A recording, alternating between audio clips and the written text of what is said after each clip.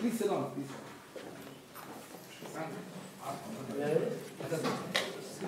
Hello.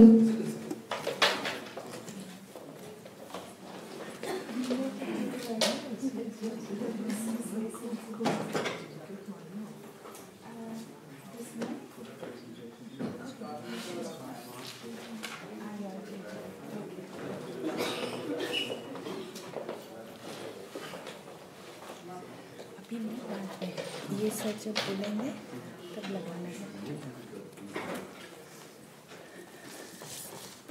Good morning, everybody. Welcome. Could you please be seated? Welcome to you all from the International Institute of Higher Education Research and Capacity Building and Office of Rankings, Benchmarking and Institutional Transformation, OP Jindal Global University.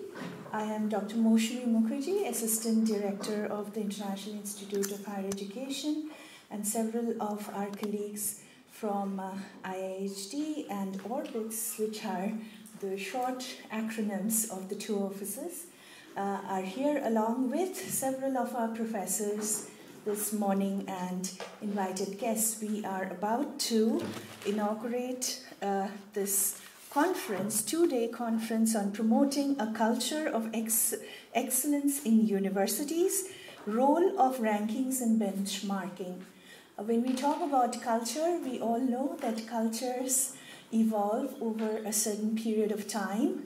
Often the cultures are resistant to change, but then cultures also change over time. Over this 2 days, we are going to deliberate on these issues, how we can promote a culture of excellence in universities, and what is the role of rankings and benchmarkings in promoting this culture of excellence.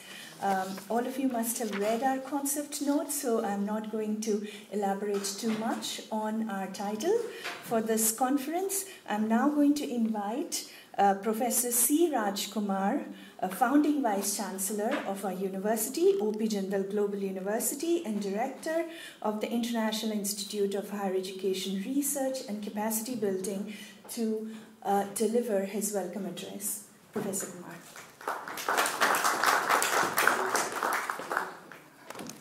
Very good morning to all of you. First of all, I would like to extend a warm welcome to all of you for participating in this conference on promoting a culture of excellence in universities. I was always very concerned about doing a conference in November, particularly on a Sunday morning, and I think that one of the challenges of doing it at a time when the semester is also ended and examinations are on, and most faculty have left the campus, is that to be able to have a larger participation. Nevertheless, we wanted to have this conversation because there are a number of big changes and issues relating to higher education that are being discussed at multiple levels, not only forums in India, but also in other parts of the world, that it is important to have this conversation sooner than later, and hence we decided to have this conference. I am grateful to all of you, in particular our guest of honor, starting with Professor Dr. Pankaj Mittal, Additional Secretary of the University Grants Commission, a very dear friend of the university since her days as the Vice Chancellor of BPS Mahila, Professor Dr. Iron Reinsberg, former Vice Chancellor of the University of Johannesburg, currently at King's College, London, and also our friend from Ajman University, Professor Khalid Asela, Vice Chancellor of the Ajman University, UAE.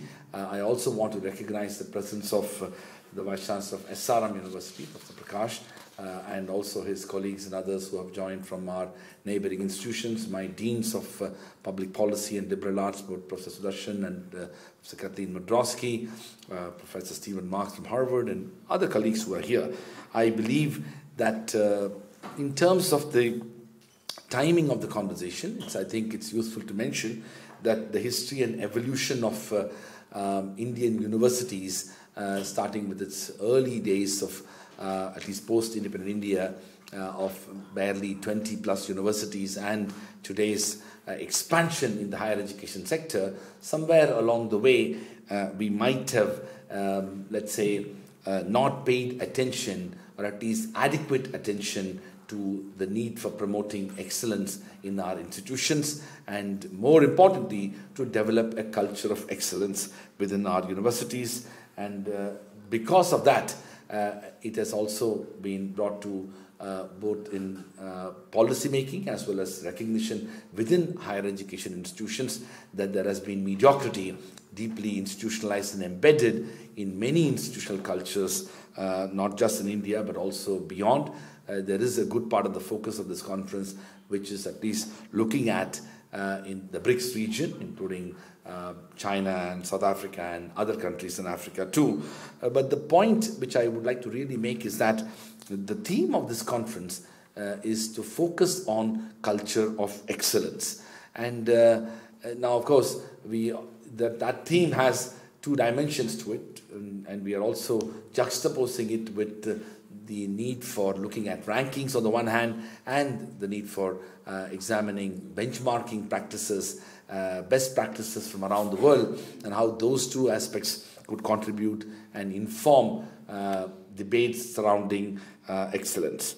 Now, I would like to first say that this particular issue of if I look at an effort to promote excellence, it is only fair to say that much of the efforts to promote excellence in Indian higher education system has focused its attention on the entry restrictions of the universities and the kind of students who will come into universities. So if you look at the great public universities across the country, it was widely recognized that it's very difficult to get into the leading public universities in India.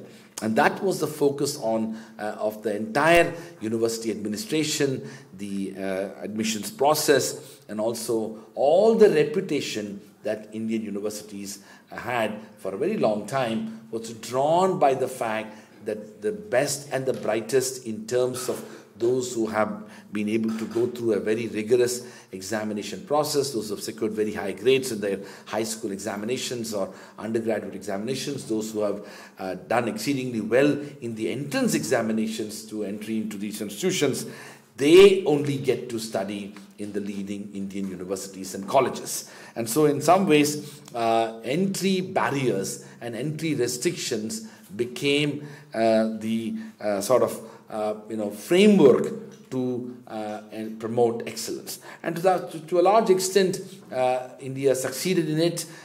These universities and colleges, very famously a few years ago, one of the leading colleges in India, in Delhi University, claimed that, for those of you who may not be familiar with this, we have a cut-off system in India, and those students who have secured a certain percentage in their high school examination can only enter into certain colleges. And this particular college famously claimed that they have secured 100% cutoff for entry into this particular college.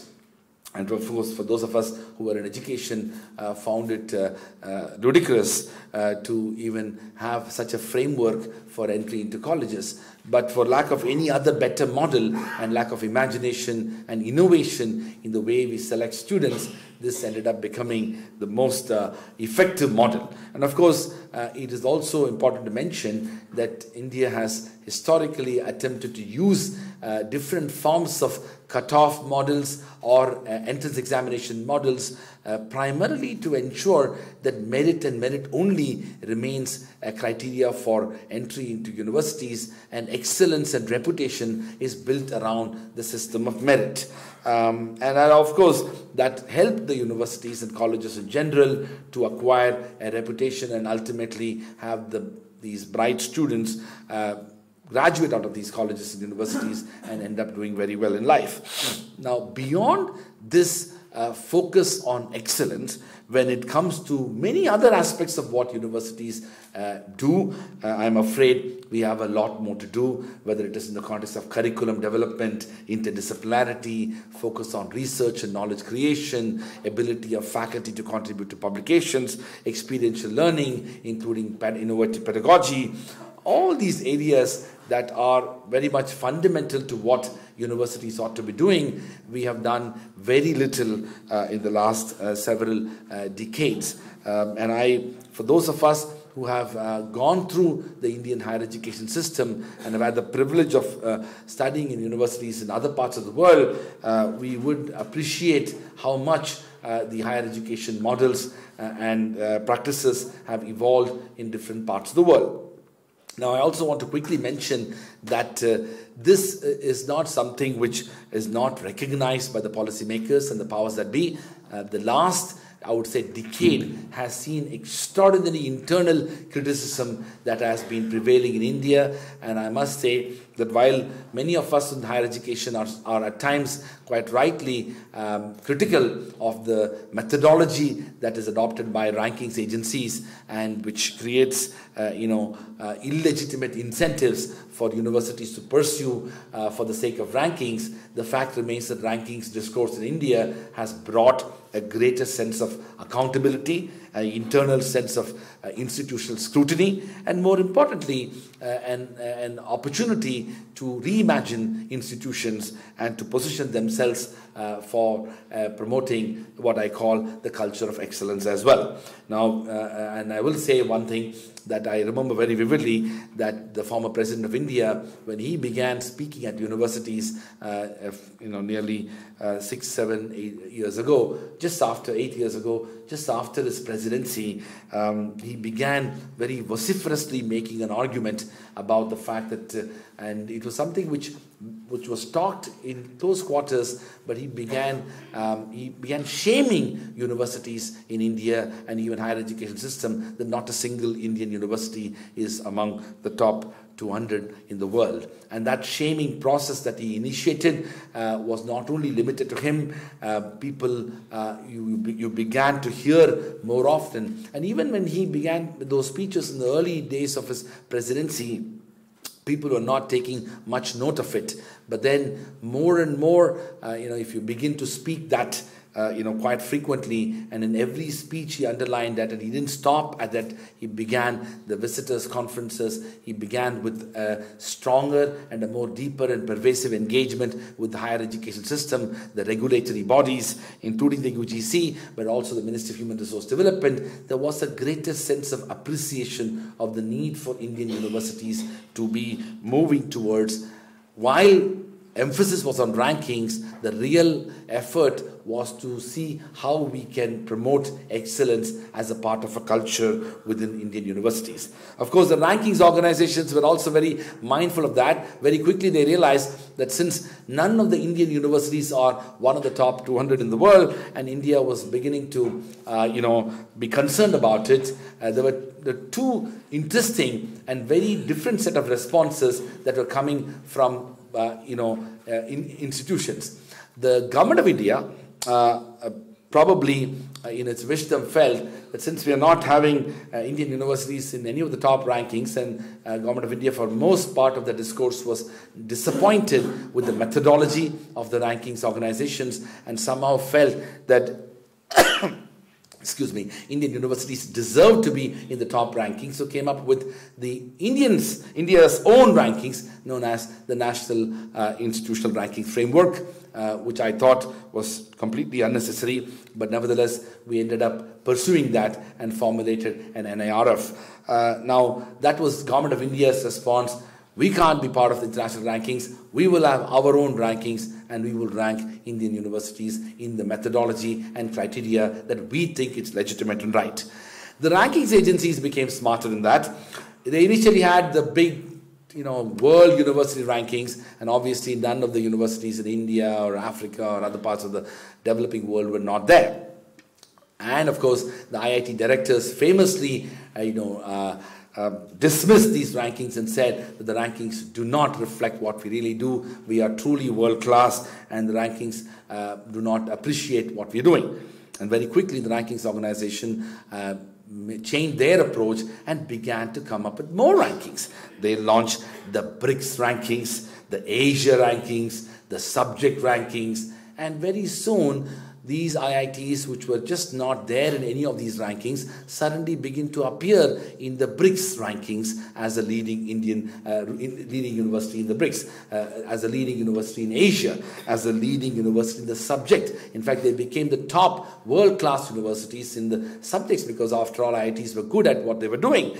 And soon, these IIT directors who were dismissive of rankings began to showcase their achievements in the rankings, began to have press conferences and publicize their rankings achievements quite remarkably. A dramatic transformation, legitimization of rankings happened very quickly in India. In fact, those who were very skeptical of rankings had to eat humble pie very quickly, because this dramatic transformation happened in a span of 3 to 4 years. And not only that, the rankings discourse went deep into institutions such as the University Grants Commission, the Ministry of Human Resource Development, of course led by the President of India himself, and you began to see the Prime Minister, the HRD Minister, and all major policymakers talking about rankings and benchmarking more seriously. And of course, I would say the icing on the cake ended up happening just last year, when the Government of India initiated the policy relating to determining institutes of eminence, quite remarkably. And I don't know of any country in the world where a gazette notification has been issued with the single minded goal and purpose of seeing institutions, universities, to be declared as institutes of eminence, and the criteria for assessment or determination should be that their potential to be in the 3 world rankings, the Times Higher Education, the QS, and the Shanghai Jiatong rankings.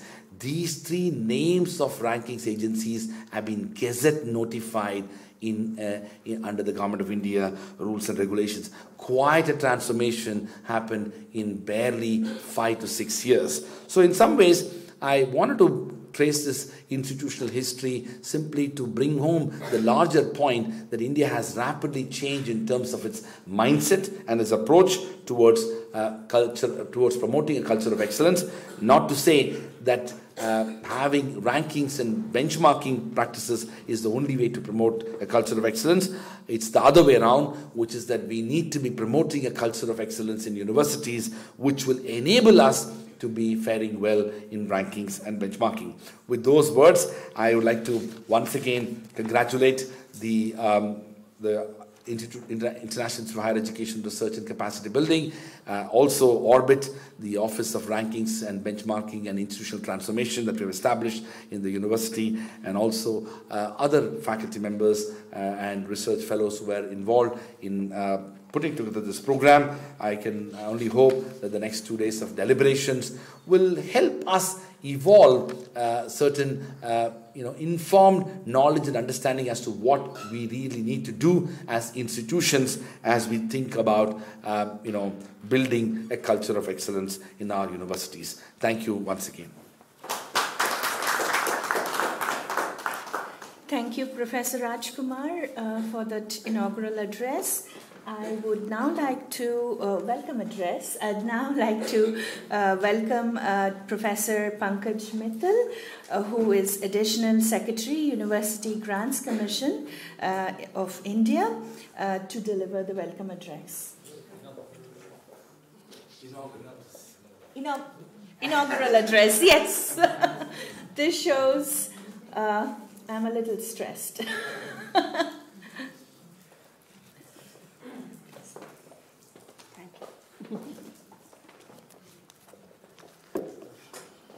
A very good morning to all of you.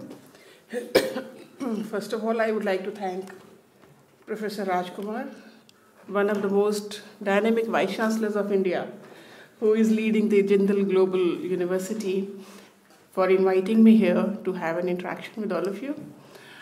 The topic of the conference, promoting a culture of excellence in universities, role of rankings and benchmarking. Very well thought of and sort of need of the hour. And he has already said so many things about the ranking and the benchmarking and what is the need of the ranking, because it induces a sense of competition. It sort of even tells the institutions what are their shortcomings so that they can improve them in the times to come. And so many things he has talked about UGC, Government of India, about NIRF. So I think I'll be responding to some of the issues which he has raised. The foremost issue is the role of regulators. So in India, most of the times the institutions are sort of apprehensive about the roles of the regulators. Like we have, UGC is the main regulator, University Grants Commission, which emanates from the Constitution of India in 366, which is coordination and maintenance of standards. Apart from UGC, there are 17 statutory professional councils which are managing the specific subject areas like AICT for engineering and technology, Medical Council for medical, Dental Council, Nursing Council, NCT, National Council for Teacher Education. But most of the times, these regulators are perceived as stumbling blocks, as impediments in the road to excellence. It is seen that, okay, these are the regulators, and they will sort of, instead of enabling excellence, which was sort of a thrust of Professor Rajkumar's speech, then instead of being enablers of excellence, they are prohibiting or inhibiting the excellence. So I thought I will answer this question today. When we talk of regulators, recently there was a conference in CII where I was representing UGC, and the topic was changing role of regulators.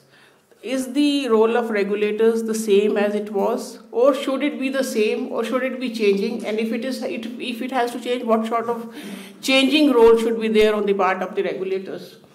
So I was responding to that. So I will focus my talk today on the changing role of regulators for promoting excellence. And just now Professor Sudarshan was saying that he remembered me because of a story I told somewhere. So I thought I'll start with the story. Different story altogether. Maybe our friends, I have some friends from BPS who are here. Dr. Saket is there, Ravi Bhushan is there. My friends from UGC, Dr. Prakash is here. So I'll start with a story because you too must have heard that story. Because I'm coming from a university, I was the Vice Chancellor of a university which emanated from a Gurukul. So I'll tell you the story of a Gurukul. This is a conversation between the student and a teacher. So in this Gurukul, for our foreign experts sitting here, Gurukul was an institution of learning where it was a residential learning institution where the student was learning entirely from the Guru, not only in the classes, but because he used to treat Guru as a role model. So he was even imbibing whatever the Guru was doing in the daily routine also. And there was a free, like nowadays many times he says that free interaction is not possible. In Gurukul, free interaction was also possible. So this student is asking the Guruji, you are saying that the God exists. If God exists, why I am not able to see the God? Because I am able to see this table, chair, everything, whatever is existing. Why I am not able to see the God? The Guru says, okay, are you seeing the bell hanging in the middle of the room? He says, yes, I am able to see the bell, and that proves my point. That bell is there, so I am able to see it. I am not able to see the God. See, if you were blind, the Guru says, if you were blind, will you still see the bell? He says, okay, I won't be able to see the bell, but I will be able to hear the bell. God, I cannot even hear. He says, okay, if you are blind and deaf, will you see the bell or hear the bell? He says, no, I won't be able to see the bell, I won't be able to hear the bell, but I will be able to touch the bell and tell that the bell is there. Student was smart, maybe from Jindal. So, the God says, okay, suppose you are not able to see, you are not able to hear, and you lose the sense of touch. So will you be able to hear the bell? Or will you be able to know the existence of the bell? He says, if I am not able to see, if I am not able to hear, and if I am not able to touch, I will not be knowing about the existence of the bell. But now it was the guru's turn. He says, but the bell is there. The simple thing that you just don't have these three senses doesn't negate the presence of the bell. So similarly, if you want to see the God, you have to inculcate that power to see the God. Then only you will be able to see the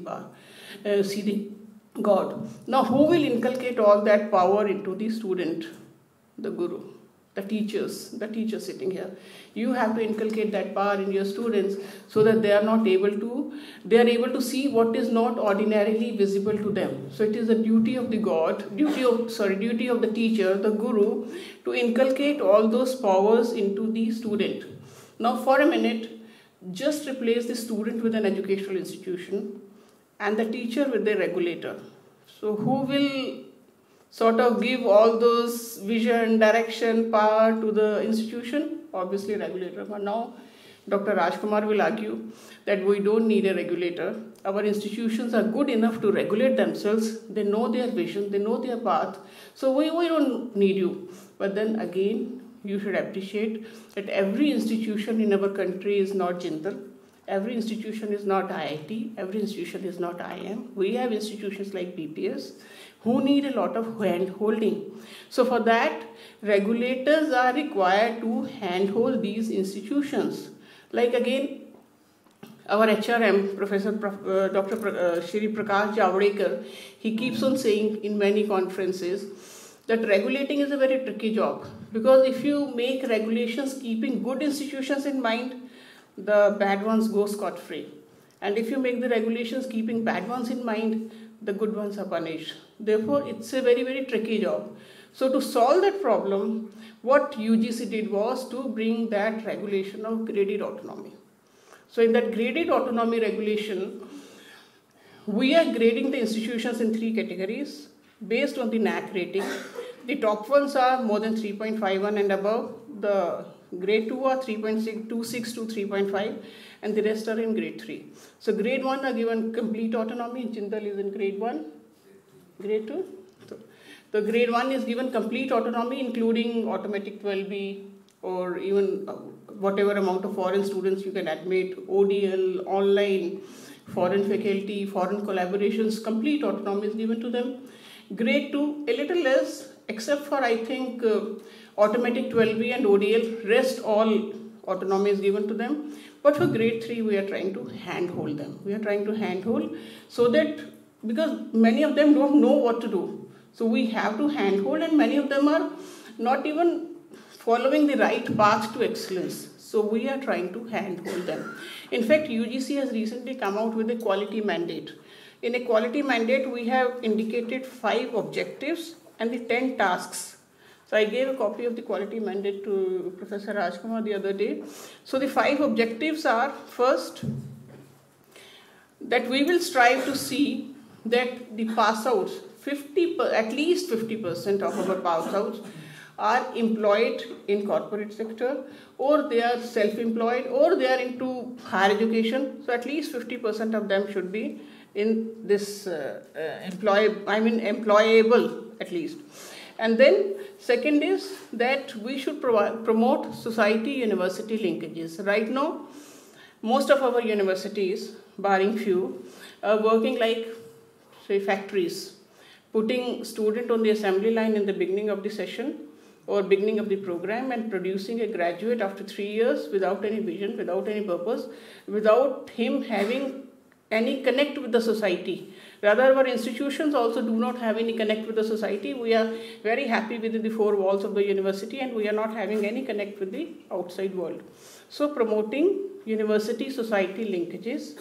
Third mandate is to train the students in essential skills. Many times we say, like in CII report also, it says that many of our professional graduates, to the extent of about 78% of our graduates are not employed, not employable. So unemployment is not a bigger thing. Unemployability is a bigger thing. So 78% of our professional graduates, not only simple graduates, professional graduates are unemployable. So to take care of that, we are saying that we should train students in the essential skills. Fourth objective is that the teacher vacancies. This is a private university, but in many government universities, including IITs and central universities, about 30 to 40% of teachers posts are lying vacant. So we are saying that no institution should be there where teacher vacancy should exceed 10%.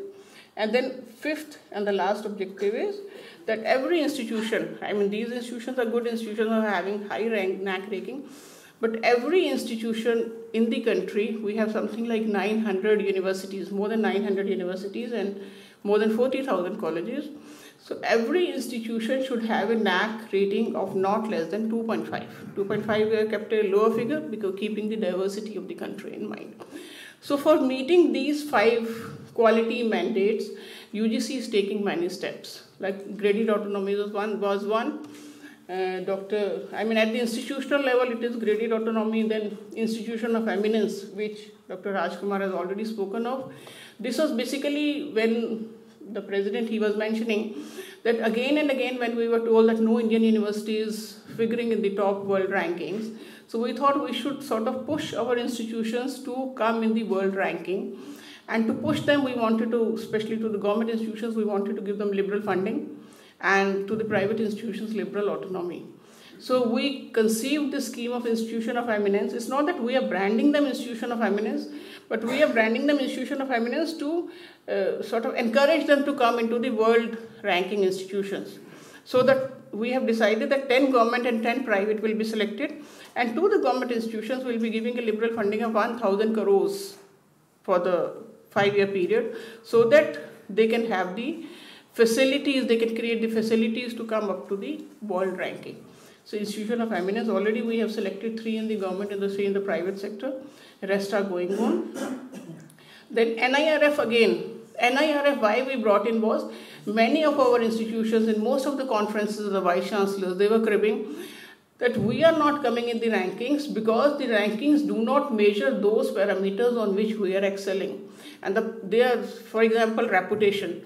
The reputation survey is one of the major parameters which is used for ranking. In our institutions, there is no sort of methodology for knowing which institution is good, which is bad. So reputation was one. And then high-end research. Many of our institutions are not doing high-end research, but they are doing many other things which these rankings, global rankings, were not measuring.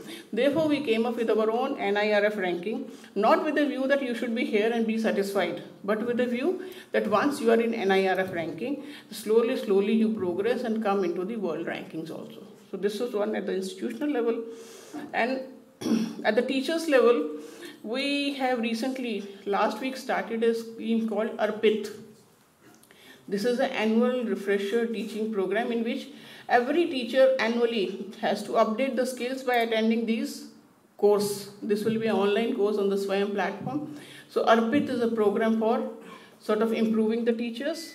And then apart from ARPIT, one more scheme which we have recently launched is LEAP, leadership program. Leadership, I mean, it is often said that maybe I should say even the teachers in the universities, they are not trained to teach. After doing MSc, PhD, they are appointed as teachers. But in the school level, the teachers are trained. Similarly, we have 900 universities and 40,000 colleges. But none of the leaders of these institutions are trained in any manner to manage these higher education institutions.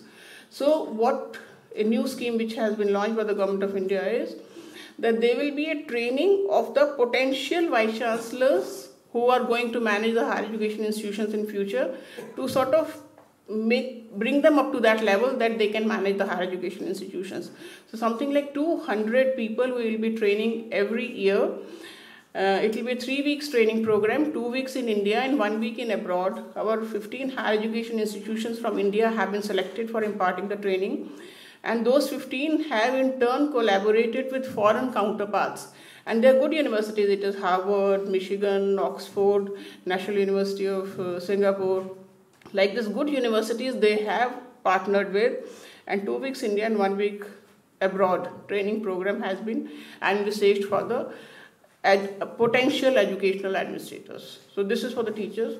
And for the students, like you would appreciate that no regulator is making the online courses. They are not developing the e-content for the students. but UGC as a regulator, we are developing e-content for the students, both at the UG as well as the PG level. Something like 23,000 videos for the PG programs and more than 60,000 videos for the undergraduate programs are already uploaded on the website, on the UGC website, on the Influminate website, so that the students can make use of the quality content in different subject areas. Similarly, there was a problem faced especially by foreign universities regarding recognizing of Indian universities or verification of Indian degrees. So we came out with a scheme called National Academic Depository, in which the dematting of degrees is there, sort of digital degrees is there. There are two, NDL and CVL, there are two depositors where every institution has to put their degree in that depository, and the verification of degree will be only a 2 hours job, not months which it was going to take together. And then we are also, because we were also accused, or not we, but these higher education institutions were accused, the curriculum they are teaching is not relevant, and then it is not learning outcome based. So we have now made about 37 committees to make curriculum in different subjects which is based on the learning outcomes. So they are making the curriculum at the UG level in the beginning, which will, again, we are not going to force this curriculum on the institution. It will work as a model curricula which the institutions can adopt if they wish to, and if they want to improve it, they can improve it. So like this, we are trying to make learning outcome based curricula. And the last I will talk about is Moocs. Moocs is a massive open online courses, and I think India is the first country which is giving credit transfers for Moocs. So in a PG program, if you are doing the regular programs, and in a regular program, if you find that for a particular course the teacher is not available, or if the teacher is not good, and if you want to do that program through online, then there are Moocs courses available on the SWAYAM platform. SWAYAM is an indigenous platform of Government of India, just like edX and Coursera. And if you do that Moocs program on that SWAYAM platform, the 20% credit weightage can be given to the student in the PG program. So these type of initiatives we are bringing out, and right now around 2,000 Moocs courses are already on the SWAYAM portal, and many students are undertaking. There's a lot of good response from the students for undertaking these programs. Even the ARPIT program, that is also launched on the SWAYAM platform, so those teachers can also take benefit of the programs, and they can update their knowledge. So like this, I think regulators are also trying their best to promote the excellence. Whatever we can do, we are doing, and of course there are many more things which can be done. And in these conferences or these type of interactions, we also come to know, because everybody is evolving. We are evolving, institutions are evolving. So whatever more is to be done, we are continuously striving to do that. So thank you very much. Thanks for calling me. Thank you very much. Thank you, Professor Mittal, for your inaugural address and informing us about the various initiatives of the University Grants Commission, regulatory body within India to promote a culture of excellence. I would now like to invite our invited guest for delivering the keynote address, Professor Ian Rensburg, who is the founding Vice Chancellor of the University of Johannesburg in South Africa, and currently at King's College London. So we'll get a very different perspective now about promoting culture of excellence all the way from South Africa. Welcome, Professor Rensburg.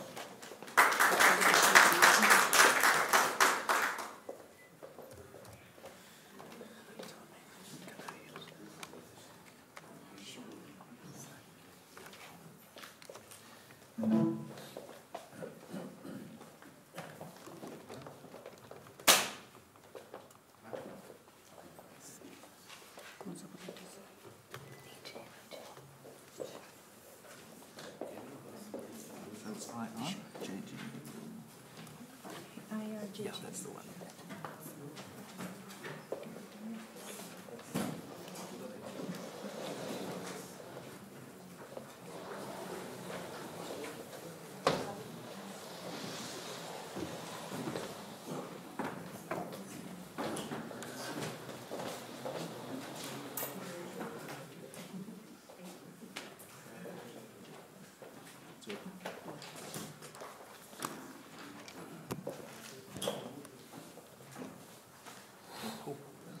Thank you very much. Okay, I'm not so comfortable behind this lectern, so I'm going to, if this works, then I'm going to get in front of you rather than me standing behind there. A true professor. So I can leave this behind.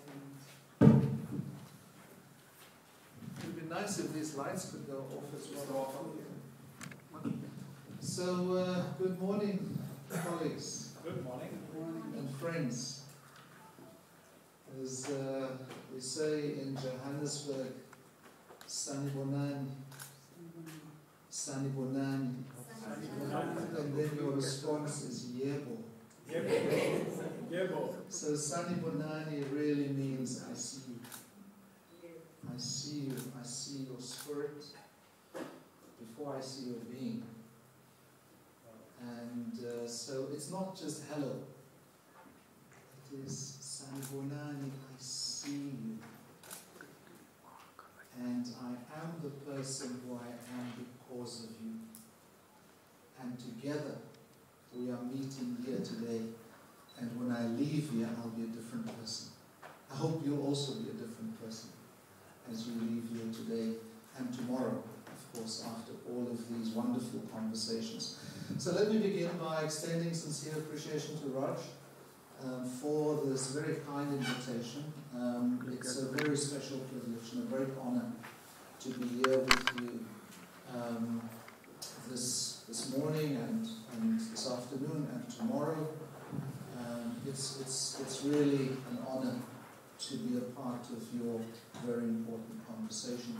And I hope that the presentation this morning, that you will find it of some use in this journey that you are continuing to make, in the journey that we will continue to make as well.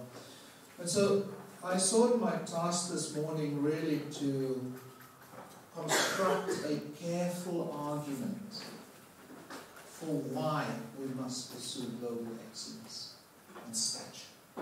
All of us. I think of the Taj Mahal as a representation of excellence and of global stature. Why should we all be pursuing that? In the very small contributions that we make, in the very large contributions that we make, it must become a way of living, as opposed to something that's imposed upon us. So I really want to construct, therefore, the case this morning. I hope to be able to complete it in my 35 minutes. And so the idea is to construct the contextual case, so global, regional, country level, and then from the institution inward, also to build the case, to see if these two can be brought together. And that's really the task then that I've given myself. So there are two parts to the task, as will I show in the outline. So I reflect therefore on the context that we find ourselves in. I suggest that we are in a new epoch. And the challenge for us is, are we going to seize the moment? In the social sciences, how many social sciences colleagues in the room? Okay, cool. In the social sciences we speak of being a subject or being an object. Being an object means that we are an observer to this new epoch. To be the subject means that we are the actors. We are critical interlocutors with this conversation about the meaning of global excellence and stature. And even prior to that, the epoch that we find ourselves in. And so I want, therefore, to do that, but I also want to argue in defense of the traditional mission of the university, and then demonstrate three kinds of responses to this epoch, three possible.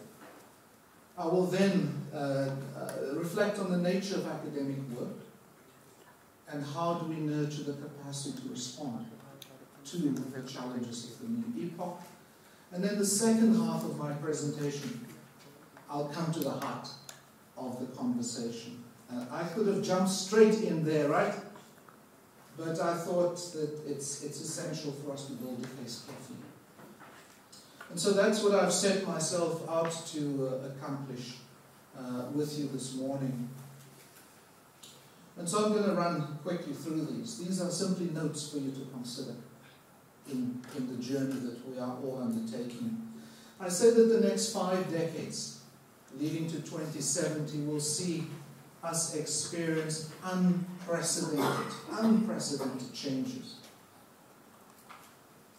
I don't think all of us thoroughly appreciate the fact that we are going to see massive urbanization in India, in Africa. If I think of Lagos as a city, it will double in the course of the next 50 years. Now, if you've been in Lagos, wow, imagine it doubling.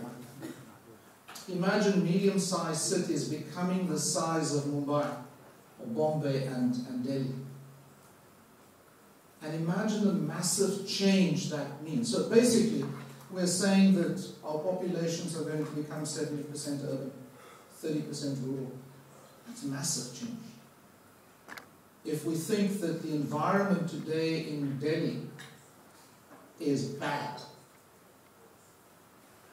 or is troubling, imagine it in the course of the next 2 generations. There'll be greater demand for energy, there'll be greater demand for water, there'll be greater demand for food in the course of this transition. A contradiction filled. I'm going the wrong direction here now, you see. Let me go back. No, it's that way, right? That's the way. Apologies. Press the wrong button there. A bit of a contradiction. We'll see aging on the one hand, and we will see youth dominating populations on the other hand. So in Asia, we will see aging. We're seeing it already in parts of Asia.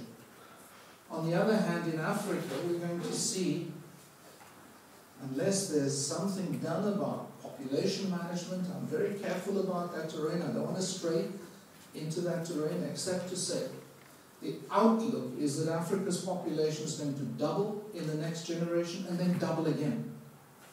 So from 1.1 billion, 4.4 billion, 70% urbanized. 70% under the age of 35.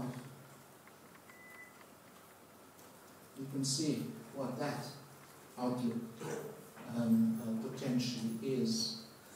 Well, we're beginning to see the beginnings of real revolutionary innovations in science and technology.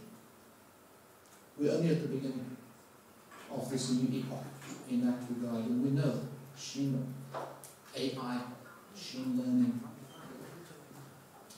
human interactions, human-machine interactions. We're only at the beginning of that storyline that's going to fundamentally restructure the way we as human beings behave, at least in the middle classes. I'm not so sure about the 40% of our people who live in poverty across the globe, but at least the middle class are going to interact differently than the way we are interacting now. I mean, it's quite extraordinary. Not just young people, also middle-aged people. They are so attached to this smartphone. There's no eye contact anymore. They're even texting while driving. Yeah? Don't worry about texting while walking. Texting while driving. And so you can see they would love to have those, what do you call them? Driverless cars, right?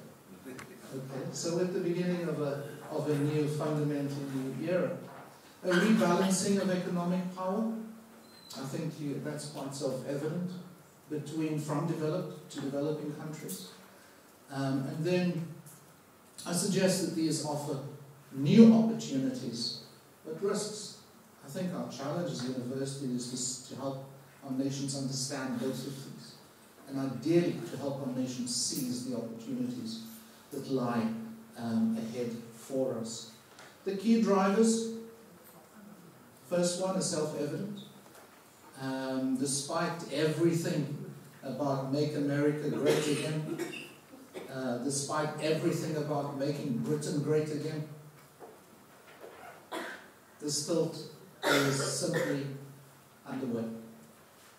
Nothing is going to stop it. Economic barriers, new economic trade barriers are not going to stop it. Interconnectivity, the price of smartphones falling over the next generation significantly. And of course the other equipment, the e-tablets and so on. But interconnectivity is going to enable universities such as Jindal University to be offering their exceptional programs online. Yeah? And not distance education, please. Yeah? We're talking serious online learning that will undergo a massive revolution itself, and is going to challenge especially our accrediting bodies. How do you then accredit those programs if you're not self-accredited already? Climate change, the least said the better. The only good news the UN has told us recently is that the ozone layer is healed, almost healed completely. And that, why is it healed? Because of deliberate and decisive action taken by nations. It demonstrates it's possible for us to turn climate change from where it's sitting now. Science and technology, I've mentioned that, it's a major driver. And I've implicitly said the rise of Africa. If you drive up from 1.1 billion to 4.4 billion, you are going to shift the world. You're either going to tilt the world, the planet, in the wrong direction, or you're going to tilt it in the right direction. What do I mean by that? If you go from 1.1 to 4 billion in the next 50 years, and you consume the same energy per person, per capita, the same food per capita, the same water per capita, what's going to happen to our planet? If Africa copies the Chinese style, which has copied the West industrialization style, I've put it that if we do that, we're going to crash our planet. And so huge, huge intervention in science, technology, in the humanities and social sciences are going to be required for us to avoid our planet by the end of the century being unable to sustain itself. The planet dying in effect. I think that is the risk. That the actions that we take in the next 25 years puts our planet grave risk of not being able to renew itself, and so slowly dying. And we can see the consequences of that come the end of the century. So these changes point to, I suggest on the one hand, a significantly more integrated, multipolar and interdependent world. Despite what everybody says about make America great, Britain great, this one great, that one, make Brazil great again. Despite all of that, let's work on the model of a more integrated, multipolar, but interdependent world. As we know, if something happens in one part of the world, it's going to tilt the world in a particular direction. Africa goes in a particular direction, it's going to tilt the world in a particular direction. So, increasing dependence on the active construction of knowledge societies. I think that is a significant implication. Societies, knowledge societies, constantly develop new ideas, technologies, methods, products and services. This new world of multiple knowledge nodes will include the development of South-North and South-South knowledge nodes. If you think of the investment, just speaking with Raj this morning, if you think of the investments made by Europe in the last 2 decades, think of the Erasmus program by way of example, massive investments made. All in the north. It is time that in the south we are able to knit together massive south-south projects, and we're going to talk about that in one of the panel sessions, the group session in particular.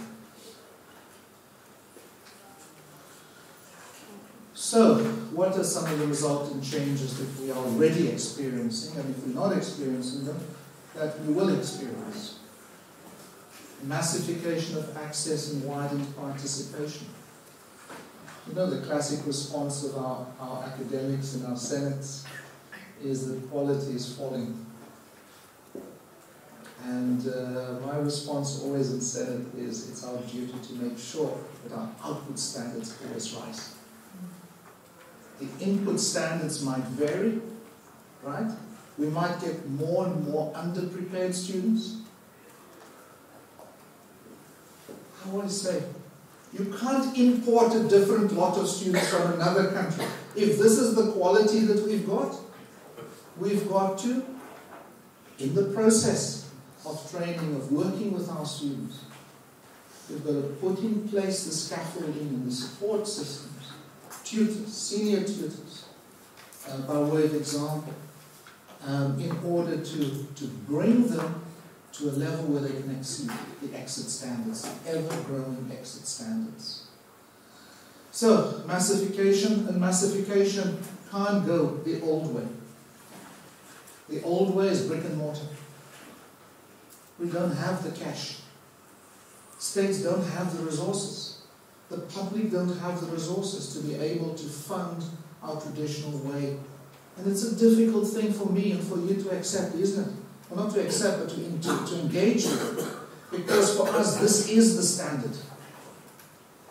And my response is, how do we make sure online exceeds this standard that we have available in these ideal circumstances? I mean, all of us went through this kind of experience. It's the best thing. Your undergrad studies, isn't it? It's the best time of your life.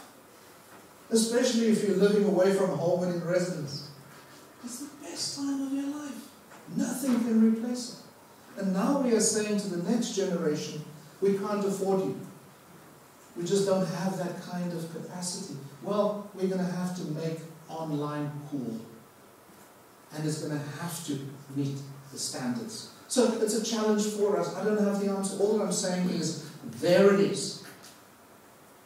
We're not going to be able to put an additional 50 million young people on top of the 38 or 40 million that are in university now, 50 million in university. We're not going to be able to finance another 50 million with the current model that we have in place. And so there's a challenge, a big challenge for us. The valorization of STEM as opposed to social sciences and humanities. I think we need to get over this. We need to get over this. Both of them matter. And we need to get to a point where we recognize that if we do big global research projects, these things are connected. Again, the example of AI and machine learning. You can't just have it without the social sciences and humanities. In the same room, same research project, same set of advice. Otherwise, you have social science and humanities coming up with their own ideas, and the engineers and scientists coming up with their own ideas. And so I think we have to think more and more in an integrated manner in the time ahead. Interesting point about inter-university competition and declining differentiation. I think it's something to watch out for. Because everybody wants to look and feel the best, isn't it? The university with the greatest status, everyone wants to be a wannabe. The university. A wannabe Oxford, right? A wannabe Harvard. I'll come to that in a moment. It's something we need to get over as well. Fierce competition for top academics and for the best students. Got to watch out for that. Big focus on cost efficiency. Remember, I'm not saying these things are bad things. I'm saying they're in play, and we've got to adjust our play as universities to take account of them. Rising nationalism. I mean, national is a nice cover for actually neo-fascism. Or built around ethnicity, built around minorities, built even around majorities. Right? Questioning What is truth? Yeah? What is truth? And suggesting to us that our truths are untruths. I mean, we exist. I'll come to this in a moment. We exist as universities. Through our academics who help us uncover, who bring light. Yeah? That's why we exist. So why must we be bulldozed or boxed out of our positions by those who, in the so-called post-truth world, are coming with their PR exercises and questioning the university and causing our universities, in fact, to be factionalized and fractionalized? I'll come to that. Innovation, entrepreneurism, the university is an enterprise. I'll come to that briefly as well. Got to watch out for that. I've mentioned shift to online, increasing demands from stakeholders for full scrutiny and public accountability. That's okay. I think it's okay. But we've got to prepare for it. If we're not prepared for it, we've got to enable ourselves to do so. The fraying of academic freedom and institutional autonomy is a major concern in the so-called post-truth world. That's a major risk to our universities. So, what's our response? What are our possible responses? My main point is in the first bullet there. We must respond in a manner that preserves our traditions, integrity, viability, while engaging with and recognizing the legitimacy, critically engaging these new challenges. I mean, that's the balance that we've got to strike. And it is in action that we strike it, but we need to think before we act. Or as we act, we need to think. As we think, we need to act. And that's praxis, isn't it? So we're challenged to move beyond innovation that is piecemeal and incremental. We need to be far more systematic in our approach. We can't just jump, there's a new excellence initiative and we jump without thinking. Yeah? Without being prepared for it, without anticipating it. And then we disrupt our entire university or university system because maybe the thing is not well thought through, it's half-baked, well-intended, but maybe half-baked. So, we must engage in a critical dialogue, reflexive dialogue with our society, and I argue, therefore, offer our society a responsive and an engaged university, a transforming knowledge institution that offers it in this epoch that we find ourselves intellectual, moral, and ethical stewardship that seeks to advance those high ideals. What are those high ideals of humanity? They're freedom, democracy, they're equality, they're social justice, they're about human dignity and inclusion. I'm just mentioning those 5 because for me they stand out as the high ideals of humanity. I'm going to skip through some of the slides, except in this post-truth world. The second last bullet, to repeat what I said a moment ago, it is through scholarship and knowledge production that universities bring light. Right? I mean, that's what we exist. To the dark and importantly, the discomforting sides of life. I mean, that's what the public intellectual is all about, the academic is all about. It's about bringing the ugly things, bring it to light. And sometimes we have to pay the price for it. Hopefully not always, but sometimes we have to pay the price. And this is why academic freedom sits at the core of the academic project and of the university. And so our virtue, university's virtue, that's what it is. And it needs to be made self-evident in this post-truth set of ideas. I'll just put that little quote up there. It says that it is an interaction, that's between university and society, that requires on the part of the university a complex mix of commitments. Commitment on the one hand to be the creative force in this historical process, this epoch, deeply and passionately involved in the affairs of society, but on the other hand, to provide society with the intellectual stewardship that can come only from rigorous and dispassionate analysis of reality. I mean, for a socialist like myself, the idea of a dispassionate engagement with inquiry is always hard, but that's what we have to do.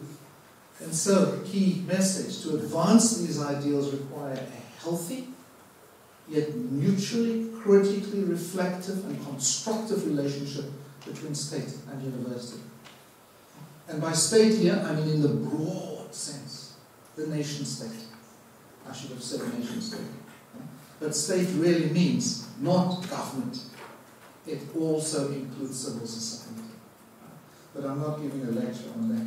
I'm simply saying that we need this engaging, mutually constructive, critical, discursive relationship between state and society and university and society. So, our traditional response, the ivory tower.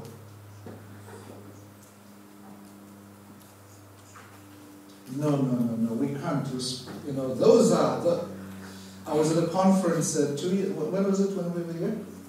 3 years ago. And I remember making a presentation, and one of the academic colleagues, must be an eminent academic colleague, no, I don't agree with, and then I said, hey, the ivory tower, hey? The problem with the ivory tower is that the ivory tower does not want to engage with these epoch-changing and epoch-making facts on the ground. And so the response typically is anti-managerialism, anti-corporatization of the university. Yeah? And all that I'm saying is let's have a critical, discursive, but mutually constructive conversation about the need for leadership in a very special place called the university. I'll come to that in a moment. I suggested that the biggest weakness with the return to the ivory tower in this epoch-making moment, biggest weakness with that, is that academic freedom becomes an end in itself. Actually, academic freedom is a means. It's our means as academics to be able to intercede in our work and into society. It's not an end in itself. And I think it's a useful and important conversation that we need to have. I had to find something interesting, the entrepreneurial casino. The university is basically a factory of degrees, of diplomas, of certificates. Yeah? And therefore, let's make this factory better. Yeah? Let's make this factory, streamline it, get it well organized. Yeah? And let's pursue relentlessly the enterprisation of the university. Yeah? Let's create everywhere a new little startup, hub. That's the big thing, isn't it? Every university must have a startup hub because we're able then to convert, get these young people involved. And that's wonderful, nothing wrong with it. The key thing is it an end in itself? Or is it a means to serving the greater good? All that I'm asking us intellectually, let's just all the time ask ourselves as we become engrossed and engaged. End means. Means ends. Does the end serve the means? Does the means serve the ends in our conversations? So the pathfinder, I suggest, is simply that we have to find our path. We have to find a path that preserves our traditions, at the same time a path that responds and enables society, the nation state, to seize the moment in this in this new epoch. There are a few slides. I'm not going to go through all of them, except to highlight a couple of them. So we know, as the first bullet reminds us, that really we are about knowledge production. In the first instance, my colleagues who are teaching focus and I always have an argument. And I said, no, come on.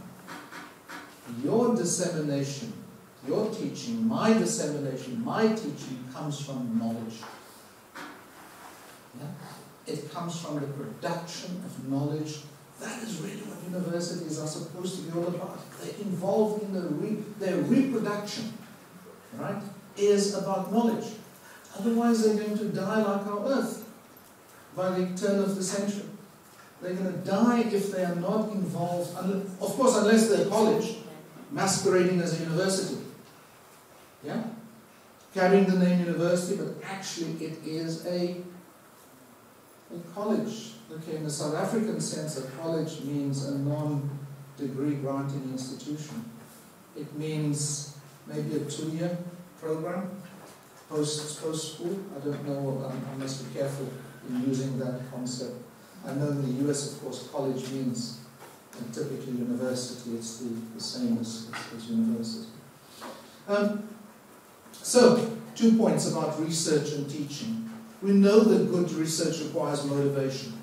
It's primarily, I didn't remove that word craft, I'm sorry, because somebody really gave me a hammering and said, actually, we're not craft speaking. We are professionals. We are intellectuals. We are professionals, and correctly so. It's an old school word to speak of the academic craft. A new school word is, we're speaking of the profession, and intellectual work as a profession. So yes, it relies on innovation and creative imagination, but it's individual, and often in groups. So how do we mobilize these colleagues of ours in university when they're so often so disengaged in the institution? Teaching, similarly, it might be more routinized and organized. However, it's practiced by individuals. Again, it's difficult to penetrate teaching for outsiders to get in there. And as we know, I mean, here's another nice little quote. Academics recognize no boss. Isn't it, Raj? They choose to see themselves as individual entrepreneurs, albeit on a steady salary. Right? Like rich peasants, they till their own patch, but display little desire for corrective action and little interest in the larger university. This is obviously, maybe it's an old school statement, huh? No, very valid. To which they are limply attached, right? As they grumble about the demands it makes on, quote unquote, their time and the problem of parking. I don't think you've got a parking issue. But I thought that's useful, because that is the challenge. Now, how do we connect the epoch-making challenge to an institution that operates in this traditional manner? And how do we preserve the tradition at the same time? And so, how do we connect? Yeah? How do we connect in a world in which academics work as colleagues, in a collegial, ideally, not competitive, right? Ideally, not complaining about each other.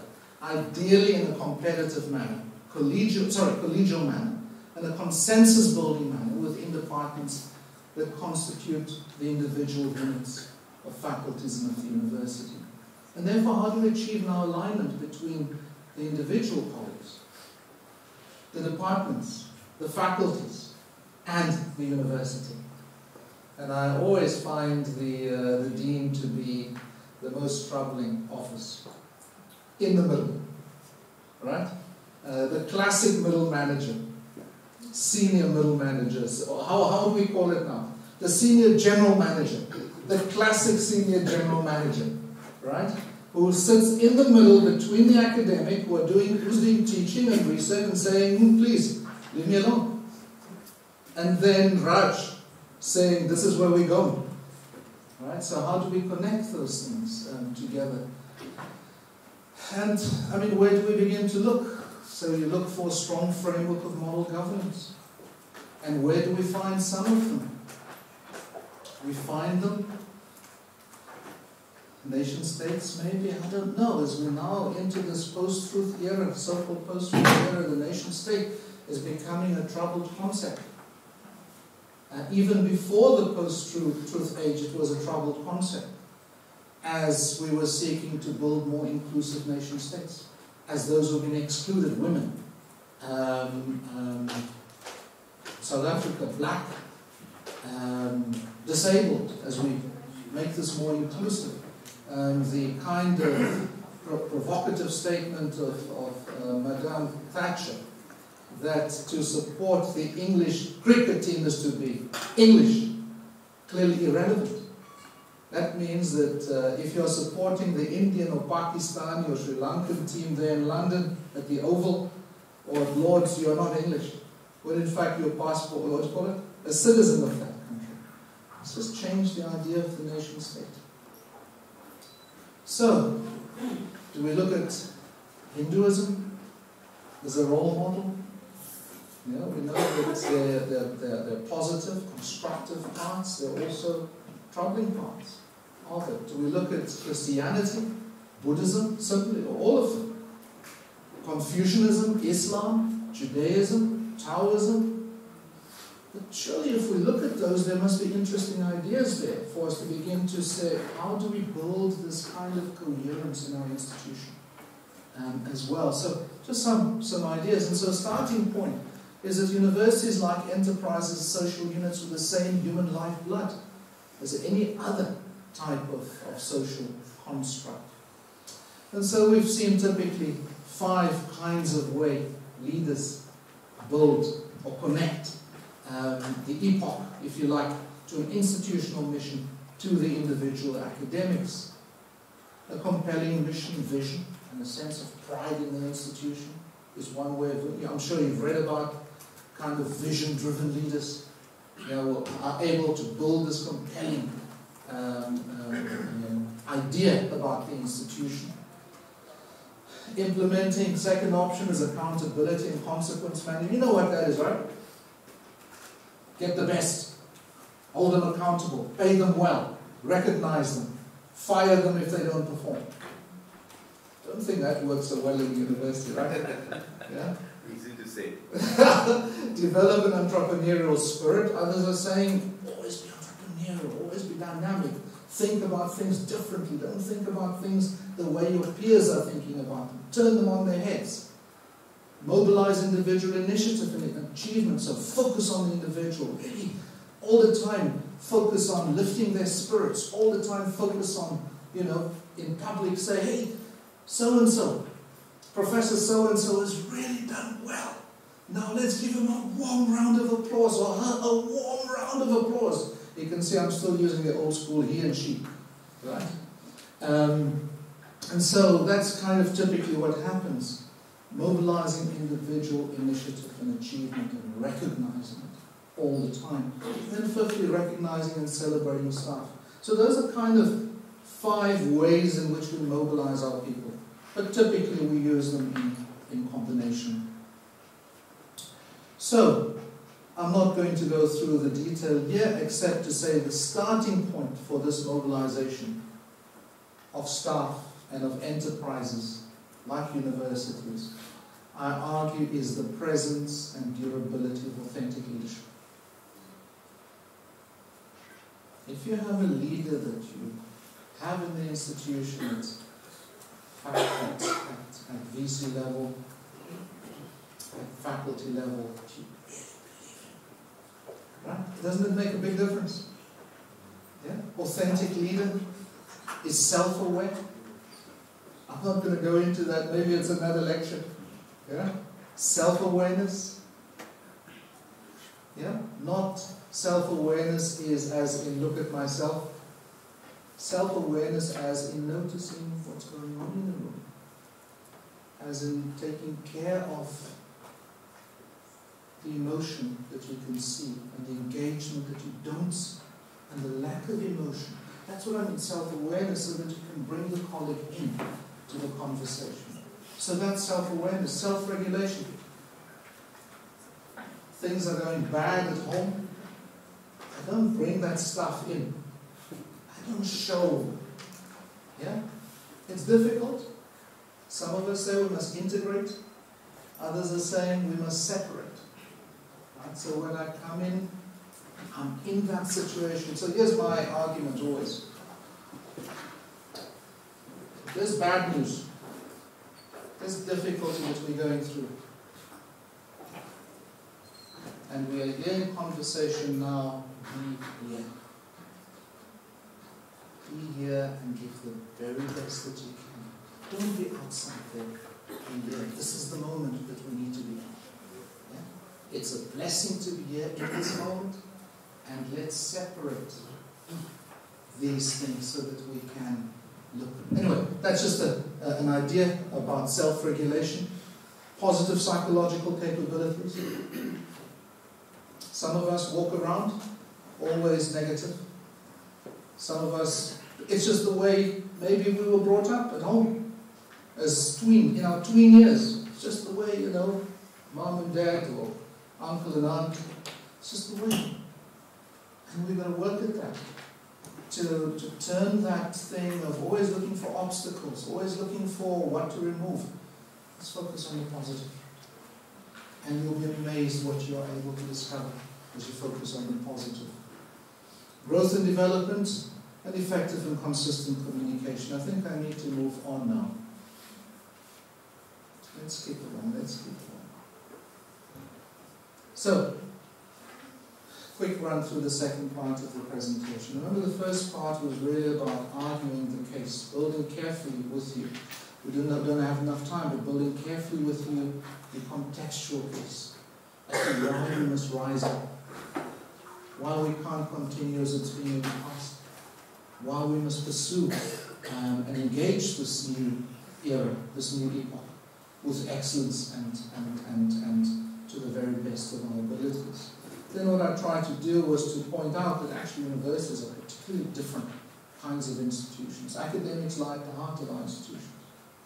Academics work differently from a factory. They are not skilled craftsmen and women. They are intellectuals. They work in a particular style, in a particular manner. It will require a particular kind of leadership to connect them to the greater cause. To be able to create a moving institution, a responsive institution. So, key lessons in the search. The key message I want to leave with you is we need to create virtuous cycles of excellence. Not many in our institutions. We can create 3 or 5 such, and you'll be amazed what you're able to accomplish within a decade. University of Johannesburg, 12 years old, 13 years old, outside the top 2,000 universities when we started it. Brand new university, merger of 3 different institutions. Outside the top 50 in Africa, nobody knew of it, except the name Johannesburg is a cool name to have. 10 years later, the university is in the top 400. The university is number 5 in Africa. Why? We did focus on the right things. Didn't focus on rankings. My message always is rankings will follow. Yeah, focus on the right things. So what did we do? I'll just share that very briefly with you. However, before we go there are systemic issues that need to be considered. Can't have a high-performing science, technology, and higher education system. Can't have it in the absence of coordination at the top. If there's a university minister, and there is a science and technology minister, and they don't speak to each other, and they do their own things, there's a problem. because you're not going to be able to mobilize the kind of passion and compassion for what is required in this new epoch. It's going to require substantial investments. We've heard earlier from our colleague about the kinds of investments in the eminence initiatives. It seems to me that you're going to need major chair initiatives, excellence chairs initiatives in the country. And South Africa, Canada, China are two examples of countries that have gone that route of saying excellence chairs. This year we're issuing 40 or 50 excellence chairs. You compete for those excellence chairs. We commit 10 years to that excellence chair, and 5 years we're going to review the performance of that excellence chair externally. So it's going to need massive investment. Massive investment. So the eminence initiative is great, but we're going to need deep-seated interventions inside the universities. Our biggest challenge, just to have a look at that. In India, per million, 200 full-time researchers. In Japan, on the other extreme, 5,153. So we're not going to be able to compete with publications contribution, knowledge contribution, at the scale that everybody expects us to contribute. And so we're going to have to grow the base of researchers, active researchers in our institutions. And so the eminence initiatives are great, but it's not building the base necessarily at the scale that's required for us to be able to respond to this new epoch. So an excellent school system is important. Location, I can speak about that on another occasion, what location means. All I'm saying is find your mojo. Where you're located now, at this point in time, find out what are the benefits that you can show the world of being located where you are. Skip, I'm out of time now. Please be aware that chasing rankings can subvert a tradition, a culture, a way of doing things. And be ready for it if you're going to go down that particular route. I use the example of, if you think that having a medical school is going to help your rankings, think again. Yeah? University of Warwick, example. They went that route. Not even 5 years later, they realized the biggest mistake that they made. Because of the level of investment that's required. And then, by the way, you're an also ran, even when you make that investment, because you don't have the specialities or specialization. So think about your strategy as you go forward. Rivalry and competition is good. It drives excellence. It drives innovation. It's good. But there must be room for collaboration as well. So if you think of MIT and Harvard next to each other, look at the value game. Yeah? In my city, Johannesburg, we've got Witwatersrand University in Johannesburg. And we're fierce competitors. But we also collaborate. But we are damn fierce competitors for top scholars. So listen to this. My Deputy Vice Chancellor for Research becomes the Vice Chancellor of Witwatersrand University. The two of us have carefully built together our research strategy. Yeah? He's just turned his back on UJ. Guess what happens? He starts recruiting. From the very people that we had recruited to build this institution in Johannesburg's capacity. So it's fierce competition, but at the same time, it drives up excellence. It drives up one's sense of innovation. Couple of pointers before I have to stop. One of them I want to pause on is this one. Internationalization must be above reproach. It must be part of the DNA of the institution. If you are pursuing global excellence in stature, it can't be a debate that we have forever in Senate, right? Or forever in the university. That is if it's an important thing for us. And I believe it's important. It should be above debate and aligned with the institutional vision. I believe it's part of your vision and strategy and plan in the instance of Jindal. I mean, the thing I've learned, when in the right company, the company lifts you up. Does that make sense? Yeah. So please don't jump into every international grouping. You've got to be careful, select carefully. Yeah? Otherwise you're going to spread yourself so thin, waste the limited resources that you have. So carefully select your partners. And the important thing when selecting that partner, keep in mind the means and the end that you want to accomplish. University of Johannesburg worked hard to get it into Universitas 21. It's one of the 3 leading research networks in the world. Guess what happens? The good company elevates you. Bad company pulls you down. Okay, let me not go there. Okay? And all that I'm saying is, it enables your reputation to go beyond your actual contribution to publications output. Just think about that. Yeah? Build, second one I want to pause at, build critical mass and momentum around magnets. I like the word magnets. So if you've got 3 or 5 strong programs, teaching programs or research initiatives, let everybody know about it. Don't sit there in your institution and nobody knows about it. In your institution, nobody knows about it outside your institution. Everybody's got to know. And then elevate it. Yeah? Create it as a real magnet. I make the point always, 3 or 4 magnets. Harvard, Stanford, Oxford, Cambridge. Probably have got 4 or 5, maybe 10 magnets. Yeah? They're not good in everything. They're not good in everything. But what happens? I forget what this concept or theory is.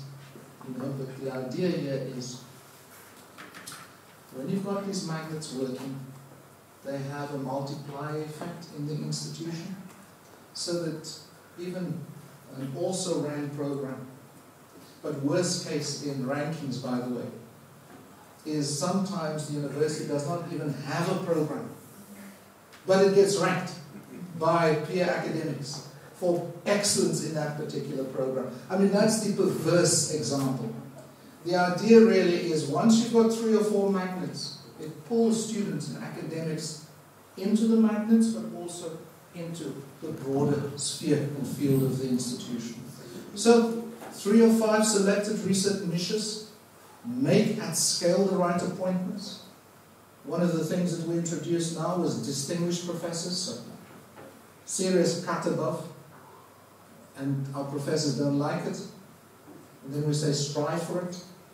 If you need any help to become a distinguished professor, we will help you. But the idea is really to pull in the best of the very best, the top 1%, top 1.5%, into, and turn those magnets into genuine and sustained magnets. Similarly, distinguished visitors, scholars, fellows, and collaborators. This enables you to crowd into those nodes a range of the best global talent. And as I say, a great reputation and global ranking in turn enables the university to mobilize gifts, donations, additional government funding. Before I close, research, last one I'm going to pause it. Maybe those 2 I must pause it, just to illustrate how you do it. Research and teaching are integral. That's something I believe in absolutely. The University of Johannesburg has gone that route. And we've created parallel pathways. You can become a teaching professor, you can become a research professor, because we value teaching equally. I always make the point, everybody must do research, whether you're a teacher or a traditional researcher. And so we created the Scholarship of Learning and Teaching Academy at the University of Johannesburg, and a chair of excellence in the Scholarship of Teaching, because others want to know how you teach, how you learn. Others want to know how your students learn. Others want to know about your curriculum, about your program, about your experience in time. And you need to share that. So everybody can and must do research. So, resources we're always told are limited. Don't have enough money. So what do? Simplest solution is, we top slice 5% of the entire academic project. Yeah? Of course, that is after we have searched for every cent and penny within the operating divisions. We've stripped them, right? Now we go to the faculties and we say we're going to top slice 5% of your budget. But we're going to reinvest it in you on a competitive basis. Yeah? So, please, let's not say that we don't have money. Vacant posts. How many vacant posts do you have? You don't have a turnover. You don't have people who leave. Our attrition rate is something like 3%. So 3% of 350, that's 10 a year. So use the 10 posts to drive that project. Take them, yeah, and say to the colleagues, it's going to go back to the academy, but you're going to compete for those positions. Obviously, you have to weigh that carefully. I'm just giving a broad idea. So, rankings. Virtue or vice? You've got to think about it. It's typically commercially driven, right? Did you mention the India ranking from QS? Yeah? So QS has got an India ranking now as well, right? Historic reputation dominated. Yeah, I'm not going to go in, we're out of time. What do they actually tell us? Because they're so heavily dominated by reputation, what do they actually tell us? Nothing new. Cambridge, Oxford, Harvard, Stanford, Princeton, blah, blah, blah, blah. Right? It tells us nothing new. It only tells around the fringes, what's happening around the fringes. In the, what do you call, in the 300, 400 to 800 ranking. That's the fringe of the ranking that it tells you. And of course it excites you that you are in the top 800. Right? Top 800 means, okay, 25,000 universities. Top 500 means top 2%. Yeah? Top 1,000 means top 4%. It's cool, isn't it? To be in the top 4%. Right? So, actually nothing new except around the fringes. But peer comparison, I make the point. And then my last slide or two. They measure research output, measure impact, they measure research collaboration. In this set here, stripped of reputation. So in the instance of ARU or Shanghai, Europe, Turkey, US News and World Global University Rankings, they strip out reputation, which is useful for us, right, who are sitting in the fringes, right, because we can then actually compare apples with apples in the research field. On the other hand, others measure reputation. They add reputation, as we know. QS 50% reputation. So there's not going to be much change at the top. Times Higher, 33% reputation, right? They also have other rankings. They've got world class, they've got young universities, they've got regional rankings, and so on. EM, that one is emerging economies ranking. What does this mean for us in the South? Please remember this. Harvard. Total Harvard output is total of South Africa's output. I shouldn't say total Harvard. Harvard's output equates to all of South Africa. Stanford equates to India's 39 central universities output. France is the total Africa output. Yeah? UK plus France plus Germany output is BRICS output. Yeah? So you get the drift. So that's why I'm asking the question. It can't be right that a handful of universities are setting the research agenda. It's no more than 20 universities that share between them 60-65% of world output. Can't be right. It simply can't be right. That must be a compelling vision and mission that must drive us in the generation ahead. Let's just see. Okay, that's it. Just one there. So, my simple point is be realistic. Set challenging targets for yourself. But it must be achievable. Yeah? Top 10? Let's be realistic. Top 100? Yeah? Top 200? Maybe top 500? Maybe top 800? Maybe top 1,000? These are not bad things. Remember, they're not ends in themselves. They means to help us to be able to say, in a comparative group, institutions that we want to compare ourselves with. Maybe you want to compare with Harvard, but that's okay. Let's be realistic. Let's set a set of institutions. They might sit initially in that group of 600 to 800. Let's try and get into that space. Let's understand those institutions. And let's focus our efforts in the period ahead. I said means ends. You can also ask dog, tail. Does the tail wag the dog wag the tail? Do rankings wag the... You get the drift. I don't want to get lost in that example. Virtuous cycles and magnets of global excellence and stature, that is our primary focus. All that I'm saying is the academic project drives teaching, research, internationalization and reputation. Right? Teaching, research, internationalization and reputation drive global excellence and stature. We got to get this right, yeah? And then finally, global excellence and stature in turn influences rankings. You see my kind of logic that I'm arguing for and suggesting? It's not the other way around. The other way around says global excellence and stature actually drive our academic project.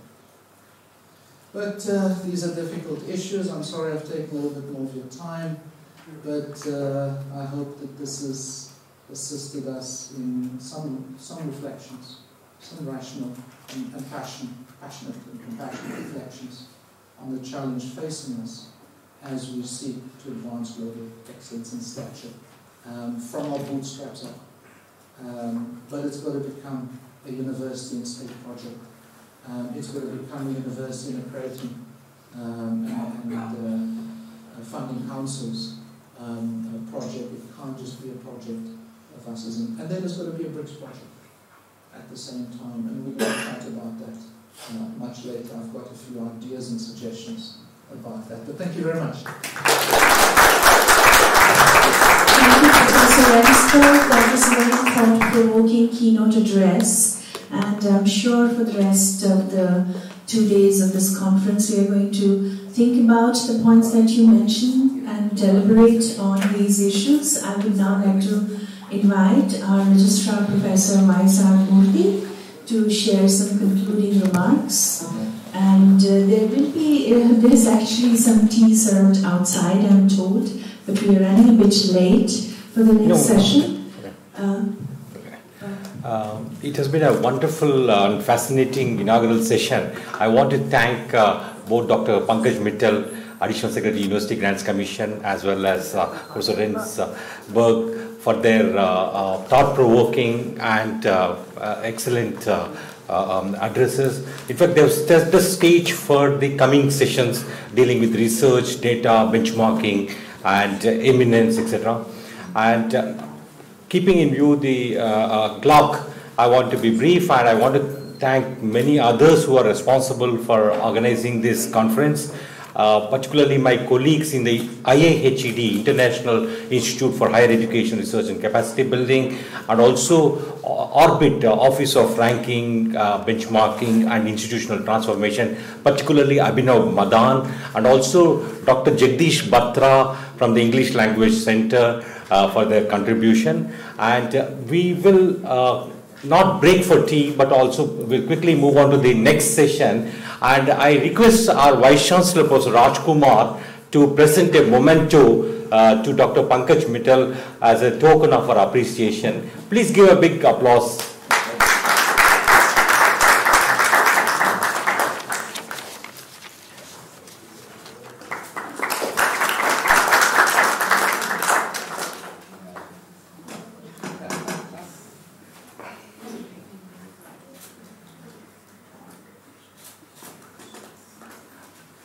And to Mr. Rensburg.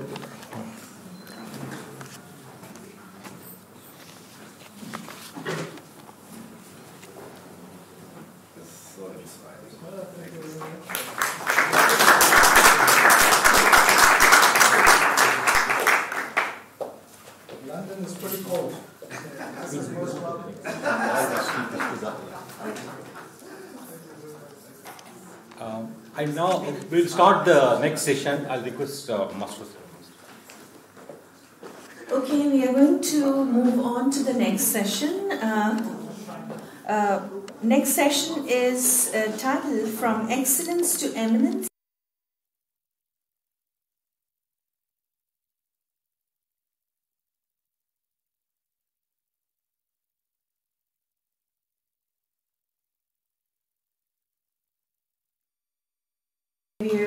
Professor of Health and Human Rights at Harvard and Special Advisor to our Vice Chancellor here at OP General Global University.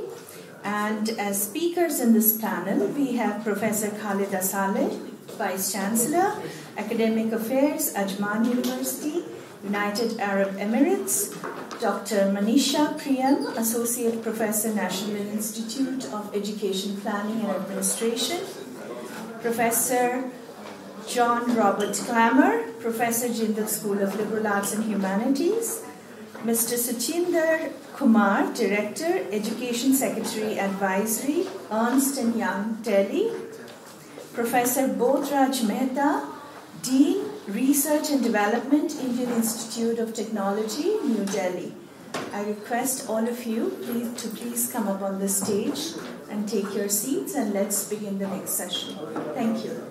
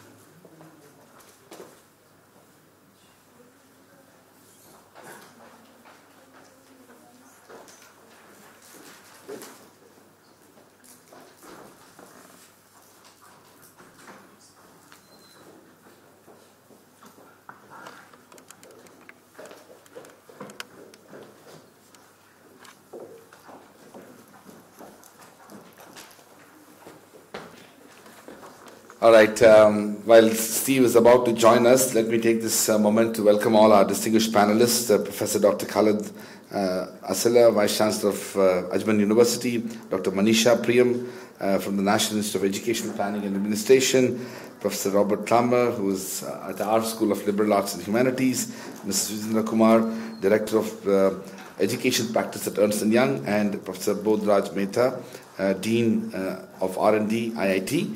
I'll also like to welcome the chair of this session, Professor Stephen Marks, who is a professor at Harvard University and also special advisor to the Vice Chancellor of Global University. Steve, can I request you to begin the proceedings? Sure. Yeah. Sure. Good morning, everybody. It's a great. I wish I could remember the term in South African language. He's not here to guide me, but I'd like to use that same term because I'm here because you are here and you are making me be what I am, and this panel is going to make us. Because I see you, yes. What is the term? Sani Bunani. There it is, Sani Bunani. We learned a tremendous amount from that last lecture, and I would like to encourage this panel to fill in the blanks on the issues that were raised. The organizers have given me a cheat sheet, which is an excellent way, I think, to try to focus the discussion. And the suggestions on this that came to me are, I think, useful, especially in light of the lecture we just heard. So what I'd like to do now is to invite each speaker to address a number of questions. But I do need to ask a procedural matter because we are running late. How much time do we have? I have to time this so we can get through as much. We could go up till, easily till 1. We can go till 1. Okay. So let's get started. The theme of this session is From Excellence to Eminence, a Roadmap for Universities. The challenge here is to put meaning into those two concepts.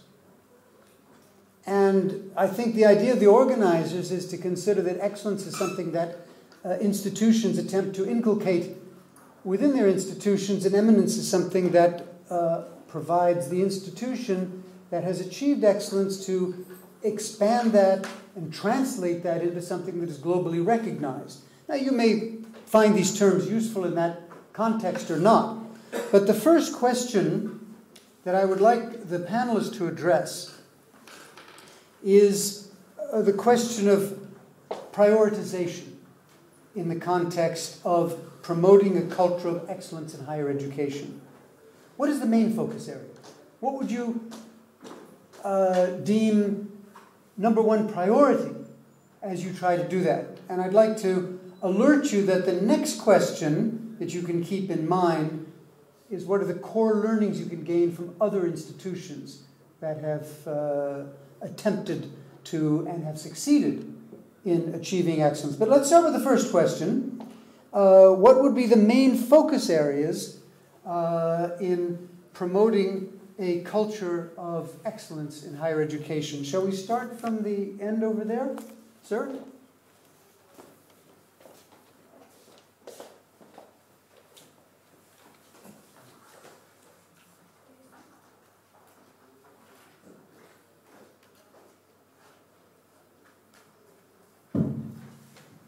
So good morning. My name is B.R. Mehta. I'm the Dean of Research and Development at IIT Delhi. I also teach physics there, and my research area is nanomaterials for energy. So I'm very happy to participate in this panel discussion. But before I start talking about the question which is being raised, I would like to mention a few points. One is that although we are talking about excellence, sometimes we get confused with the ranking excellence. So what I understand that what we are today discussing is how can we achieve excellence and not how can we achieve ranking excellence. So that's very important. And excellence can be different to different people. Like in a university system, to students ranking is different, or excellence is different. For a student, a university is excellent if it can, after he passes out of the university, he gets an outstanding employability. That's what he considers excellence. For teachers, it could be different. For employees, it could be different. For society, it could be different. And for university as an ecosystem, it could be different. Universities, the main objective was to generate ideas and innovation. And is a university excellent in that is what is most important for the university. Other things, I think, will follow. And another small point I would like to mention is, because when we talk about ranking, it is about numbers. Are you number 1 or number 5 or number 6? And myself, coming from physics background, I will say that whenever you have a system, it's important to have what is the resolution of the system. Is all the ranking system which we have, what is the resolution? Can they differentiate between the institute which is number 1 and the institute which is number 2? What does it mean? And other way of looking at is that, is this ranking, should it be used as a lens? Or should it be used as a mirror for the university? University can use this ranking process to understand where they stand and then use that in the process of improving itself. And that's what I think is very important. And to answer your question, I think for a university, what is important is that what a university should stand for. And that is the area university should work. What does it stand for? If, like, a university should stand for generating new ideas and innovation. And that's what is important for a university. Other things will follow. When you're doing these things, other things will follow. Just to give you an example. In fact, in the first keynote lecture, it was mentioned about Taj Mahal. So that was a symbol of excellence, but it was an individual excellence. It was not a excellence of the ecosystem. We built that Taj Mahal, but at the same time, we were also making other buildings which were very bad. Or we had Raman and Bose, they were there. Or even in universities, we have Nalanda University, or we have Banaras Hindu University. They were very top universities in their own times. If there was a ranking system at that time, I'm sure they will be ranked number 1 or number 2, or at least they will come in the top 20 in the world. So I think what is also important for us is to understand that it is not the individuals which we are talking about, we are talking more about a system. I hope there was a ranking system which will evaluate Indian universities in comparison to US universities or European universities, because that's what is very important. Why I'm saying is that, let's say I'm from Indian Institute of Technology, Delhi. In research ranking, if you only see research ranking and Times ranking, we are somewhere around number 39 or 40th in the world, in research only. If we have to improve it, how do we improve it? Because all our research students which come to our research, they are coming from the universities which are ranked 500 or 600 in the world, or even they are not there. So it's the total ecosystem is also very important. Okay, thank you. Thank you very much. That gives the first approach to understanding the main focus areas in achieving excellence. Let's move on and hear what the next perspective is on focus areas of achieving excellence. Hi, so I believe I'm the only one on this dais who is not an academician. So I'll probably be taking a much different, nuanced, a more financial and a business-oriented view to things. I am from a consulting background, so maybe fairly different from most of the people in this room as well. I guess, as Professor Rensberg also said, rankings or eminence is really just one part of what the university is supposed to do. If you are doing what you are meant to do in a proper way and with the right set of outcomes coming out, I believe you achieved the mission that you are at, and rankings will follow. For example, excellence would mean different things to different universities. There are different types of universities. Not every one of those 25,000 universities can even aspire to be called an Institute of Eminence or an eminent university, because the missions, the models are very, very different. If I look at India, for example, and a lot of developing countries where access is an issue, if there is a university which is able to provide good quality education and employability to its students, maybe in the remotest parts of the countries, in Africa, in India, and they may not have a very good research portfolio, I still believe they are doing an excellent job of providing education and employability to people. Right? There are multiple models. When you look at rankings, for example, they exclude smaller but yet stellar research institutes which are below a certain number of teaching students, because that's the way rankings have been perceived. It doesn't mean those research institutes aren't doing a good job. They're probably doing much better than a lot of mainstream universities, but they don't get counted there. So if you look at it, different universities would have a different definition of excellence. Coming back to the definition that we are working here in this particular event, eminence is something which a university would aspire only if they've reached a particular baseline of impact in what the chosen area is. And probably one of the biggest and the most important thing, and at least I could speak from a very Indian or a developing market scenario. You know, worked in the Middle East, worked in Africa, in certain cases in Southeast Asia. The biggest differentiator really is a vision. The vision of the leaders and the promoters. If that is there, they could potentially get the resources, the people, and at least try and move towards those rankings and eminence. What happens really in the developing world is there's a lot of lethargy potentially. You know, I know I'm sitting in a room full of academicians, and I'm using a very strong term, but a lot of academicians are fairly happy doing what they are doing, you know, and not trying to change or even think of doing things differently. I believe the vision of the promoter or the leader is what would make them at least think and move towards the excellence mission. Thank you very much. And your reference to the vision there is certainly echoing what we heard from Professor Rensburg in his speech. The vision is extremely important, but I also want to highlight the fact that you emphasized the value of diversity and inclusivity in a university as a focus area. Let's move on to Professor Clammer to talk to us about your visions regarding the main focus areas to promote a culture of excellence. What do you think? Okay, thank you, Stephen.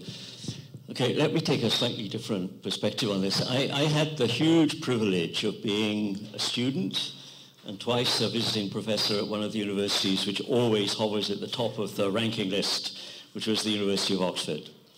And as it occurred to me, what I might talk about today briefly would be to reflect on some of the things that have raised the university to that status and have largely kept it there over a long period of time, to at least isolate a few factors which I think maybe other universities might share from. Now, of course, there are other privileges. I mean, longevity is one of those things which other newer universities don't have. It takes time to build this kind of reputation. You know, I'm always charmed when I go back to Oxford. One of the most beautiful colleges is called New College, the lovely architecture. It's new because it was founded by King Henry VIII, the father of Queen Elizabeth I, okay? So, you know, there's been a little time to build up these things, but nevertheless, I'd like to isolate a few things that, whether new or old, I think are relevant factors, okay? We're talking about research, and I very much agree with the view which I think I see being aired here, that focusing entirely on sort of applied research doesn't necessarily get us very far. This is often a very short shelf life, okay? It may surprise you to know that approximately 50% of all journal articles published in the natural sciences are never cited by anybody except their own authors, of course, who tend to refer to these kind of things. I don't have figures for humanities and social sciences, whether it hovers at that kind of level. What I'm thinking of here is what I would really refer to as definitive research, trying to identify the really essential problems that should be addressed by those of us, in fact, who have the privilege to have this space and time. You know, I think there's probably no career like being an academic compared with anything else that I know, where we are actually, I never thought of myself as a rich peasant.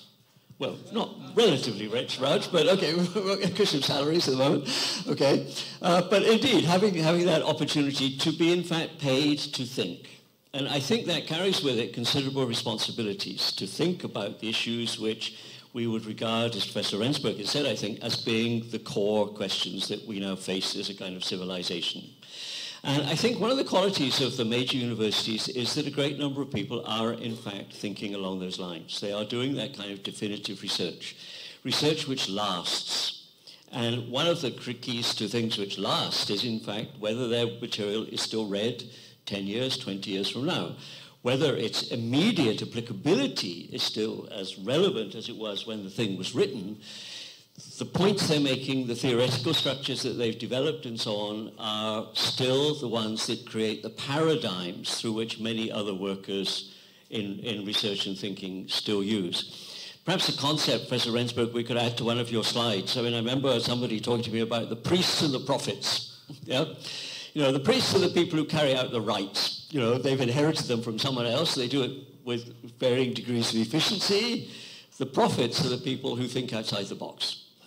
And even though we have to be a little careful, I was at a conference in Hyderabad University earlier this year when almost every speaker kept telling us we all had to think outside the box. This was the buzzword. Say, well, it's a lovely idea, but how do you think outside the box?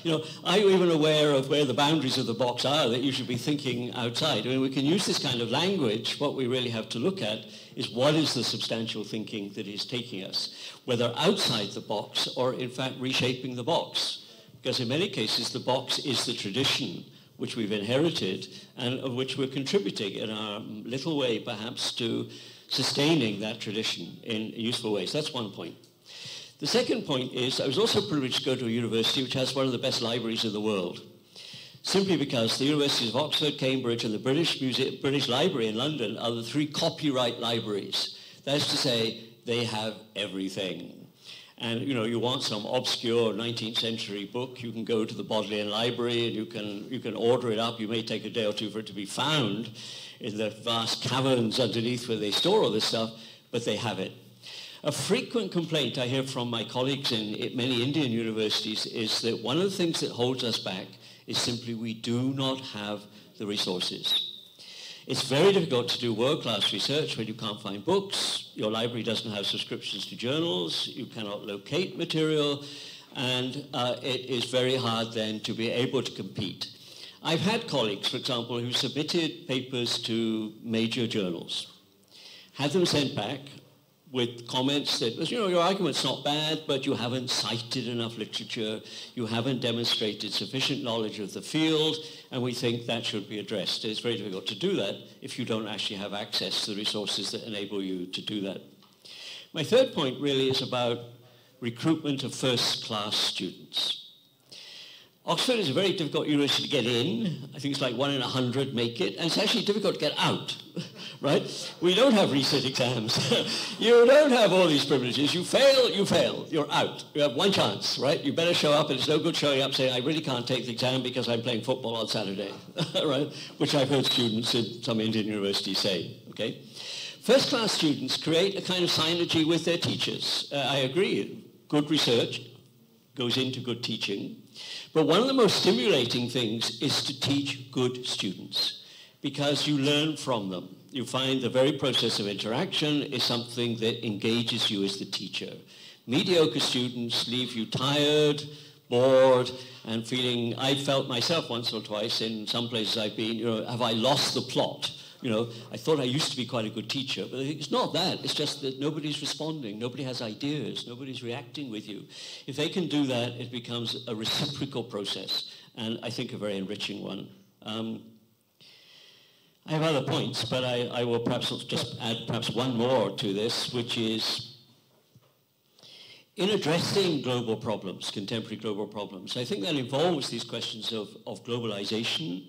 It involves the question of integrating knowledge and beginning to think, again, interdisciplinarity has in fact grown tremendously. When I was a student at Oxford, basically everything was still divided into silos.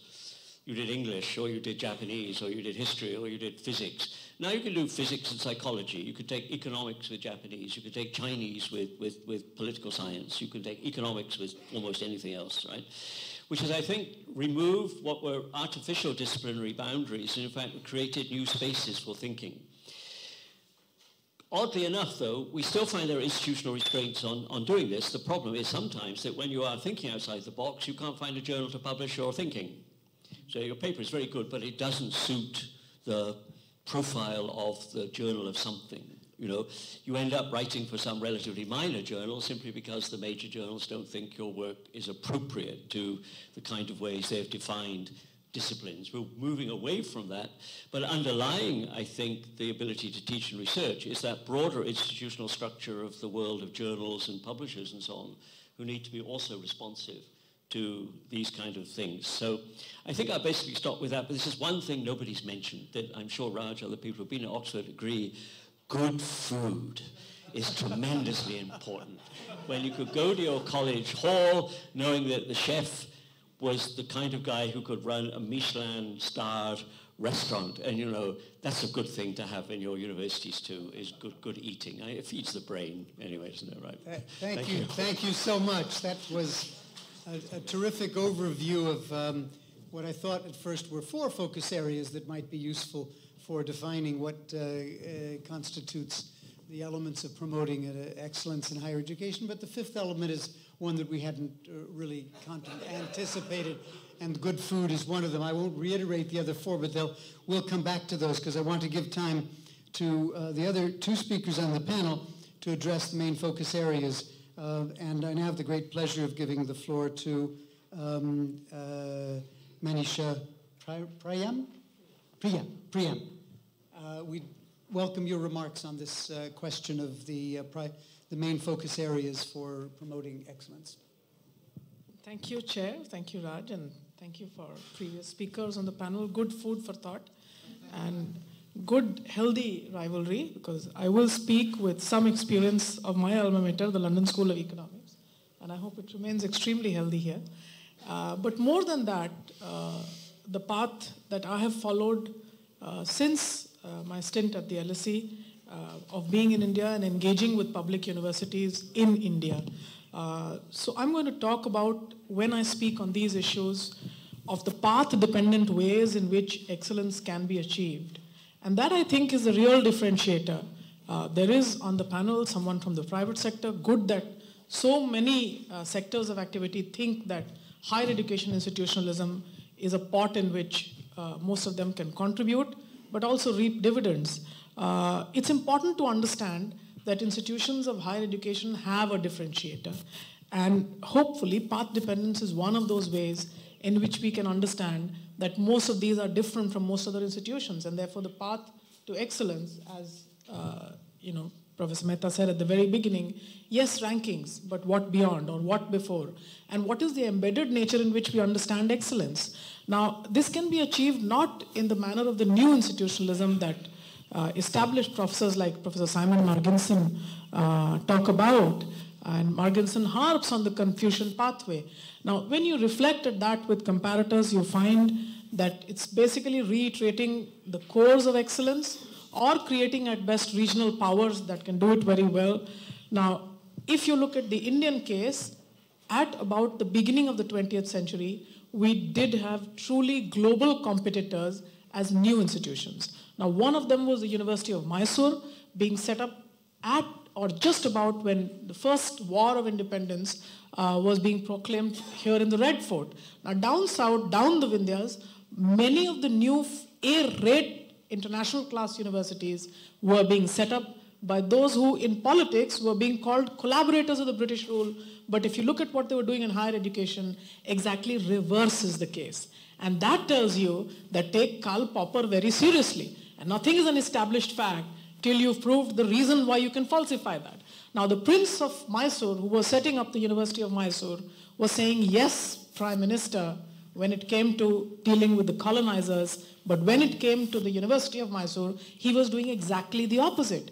And look at the fact that in about 50 years, 5 decades of its establishment, nearly 5 of the principals or vice-chancellors of the University of Mysore, a total of 11, but 5 of them were recipients of the prestigious National Gyanpita Award. Then there were those who received the Padma Shri, and believe it or not, the disgruntled political lecturer who left the University of Mysore on the issue of affirmative action because he was a Brahmin and anti-Brahmin politics against inegalitarianism was engulfing the state of Mysore. Now that professor who leaves the University of Mysore is none other than Sarvapalli Radhakrishnan.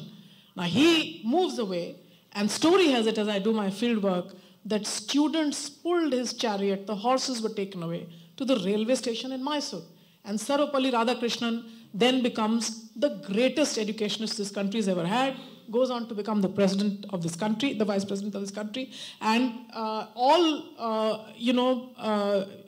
Teachers' Day, etc., are till date. The first Education Commission is led by him, and he tells you the pathway to excellence. So it's not as if the country is not engaged enough. I could give you more details, but I will suffice this as one vignette of what I think is core excellence. So for me, the question really is, what is it that allowed my country, not my country, an assemblage of institutional and individual practices to achieve excellence in the face of the worst adversities? And why is it that I, meaning the institutions and the assemblage of national practices fail to do so today. The second quick example that I'm going to give you today is from the University of Baroda. Now, similarly here, you will be surprised to hear that India's first woman vice-chancellor is in the University of Baroda.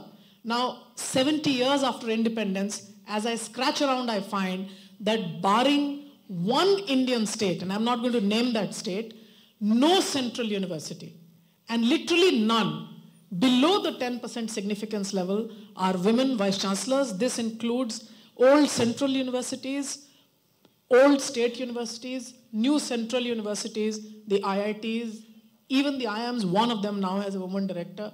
Now, I find that Nehru takes that step and Hansa Mehta becomes the first woman vice-chancellor. The lady is leading not just the university, but also sits on the Constituent Assembly, also goes to the Universal Declaration of Human Rights Committee, which is being led by Lady Roosevelt at that point of time. So it wasn't as if we were an insular society that didn't have excellence. We did have. What are the scoping conditions that lead to decline? Now I'm going to quickly come to the few things that I think are going to promote excellence, and that are lessons that come from the life world of decadent Indian public universities today, but also those of the scoping conditions of success as I see them in the past. And remember, 50 years or 70 years, the differentiators are not much if you see them on long time theories of institutionalism. Now, the key things that I think one lesson for Indian universities to aspire for excellence is actually embedded engagement. And that embedded engagement, believe me when I tell you that I was here at Jindal just a couple of weeks or a month ago, and I could see that even as a new institution, they were reaching out to their community, they were doing things in teacher training. Many of the public universities that I will go to will do very hallowed things and are aspiring for that international journal. And from my experience as being, of being at an A-rate institution at the London School of Economics, I understand that a lot of them would be able to churn out at best average papers given the constricted nature of institutions in which they are. But what they look down upon is engagement with their own. So why are you in higher education? Because I don't do school education. Because I don't look at the poverty on my right side. I don't go to the schools. So the moment you break hierarchy, I think the first principle of establishing an A-rate institution is set up. The second point that I talk about is local interactions. Now look at the fact that I want to work at the University of Mysore, I want to work at the University of Baroda, and for me, when I left the London School of Economics, I was asked at that, going away committee, and I was asked if I would like to take a postdoc and remain back, and I had said, I want to go back, that's my land, my research questions come there, so why should I not come back?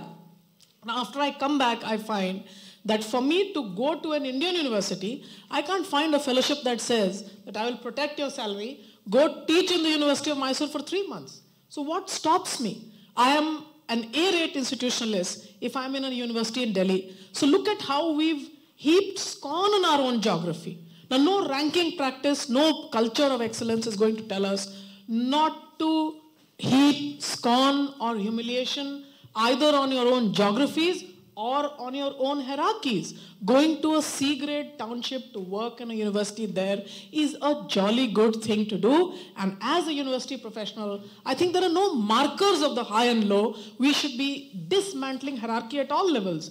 Now, the last point that I want to talk about in the local interactions, apart from local mobility, is the fact that as I read all international literature about India, whether it's Marginson or it's Phil Altbach, or it's Devesh Kapoor, everybody is talking about the serious crisis. Now, I find that yes, most of what they say are true on the basis of the data that they infer from, but from the life world that I see, the moment when I go to youth debates in Indian universities, I see the spirit of the youth driving Indian universities. And it surprises me that there are no big university leagues that are doing sports with students. There are no big universities. There are some that are doing debate, but the debate also is a lot about high and low. And the fact, for example, that when I look at enrollments in the University of Mysore today, I find that most of the students are Kannadiga speaking Dalits. Now the fact is, if I were to put them on a train and get them to the 1857 revolt spirit, the Lal Killa, do I have enough translators for them to be understood and for Delhi to understand them? The fact is, that the world-class race is a race that happens in a unique culture, in a unique language. I think for us the question is, how am I plural and how am I going to understand the multiple languages in which the embedded pathways to excellence are being generated? The pressure for excellence, believe me, is not coming from the fact that I need to go and rank and audit tomorrow. The pressure is coming because the world's largest population of diverse, creative youth is knocking at our doors. And the fact is that we don't have the appropriate lenses with which to look back at them. And the fact is that there should be no sense of shame, once again, the last marker of hierarchy, if I was speaking equally in English as a language and my own plural language. Why doesn't my own country allow me to learn 2 or 3 languages? If I were at the LSE, which I was, the first condition, I had, remember, a good statistician, demographer as one supervisor, and the second was as an ethnographer, anthropologist. First thing I was asked to do was to immerse myself in Telugu language, which I started speaking. Now, if I am working now on the University of Mysore, I can't pick up a small course in a public university in which I can go and audit the language, Kannada. So what am I relying on today? I'm relying on Amazon to give me little guidebooks with whom I can do translation books. I'm talking to friends, but what's the institution offering? The institutions are still offering degrees that can be got in 2 years. What about the small ways in which we can go? And I will conclude by saying that the library point, more than even the food point, the food for thought point is so important that India cannot aspire to anything if it doesn't seriously look at its own libraries. And I'll come back to the library point in another bit, and there I'll tell you of the reasons both for absolute pride in what we have. Some of the libraries cannot be read by the WWW because they are engraved on palm leaf around 5th century BC. And they're old holdings, 40,000 of them being held by the University of Mysore.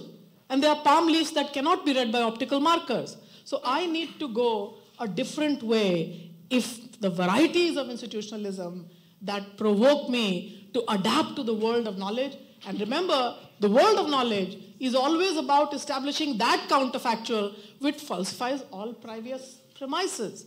So let India establish that different and plural way to achieving goodness, bestness, and difference rather than aspire to excellence. Thank you very much indeed. That was most inspiring. Our final speaker on the subject of the main focus areas to promote a culture of excellence is Professor Dr. Khalid Saleh, Vice Chancellor of Academic Affairs of Ajman University in the United Arab Emirates. Sir, you have the floor. Thank you very much. Good morning, almost good afternoon. I think we're transitioning from morning to afternoon.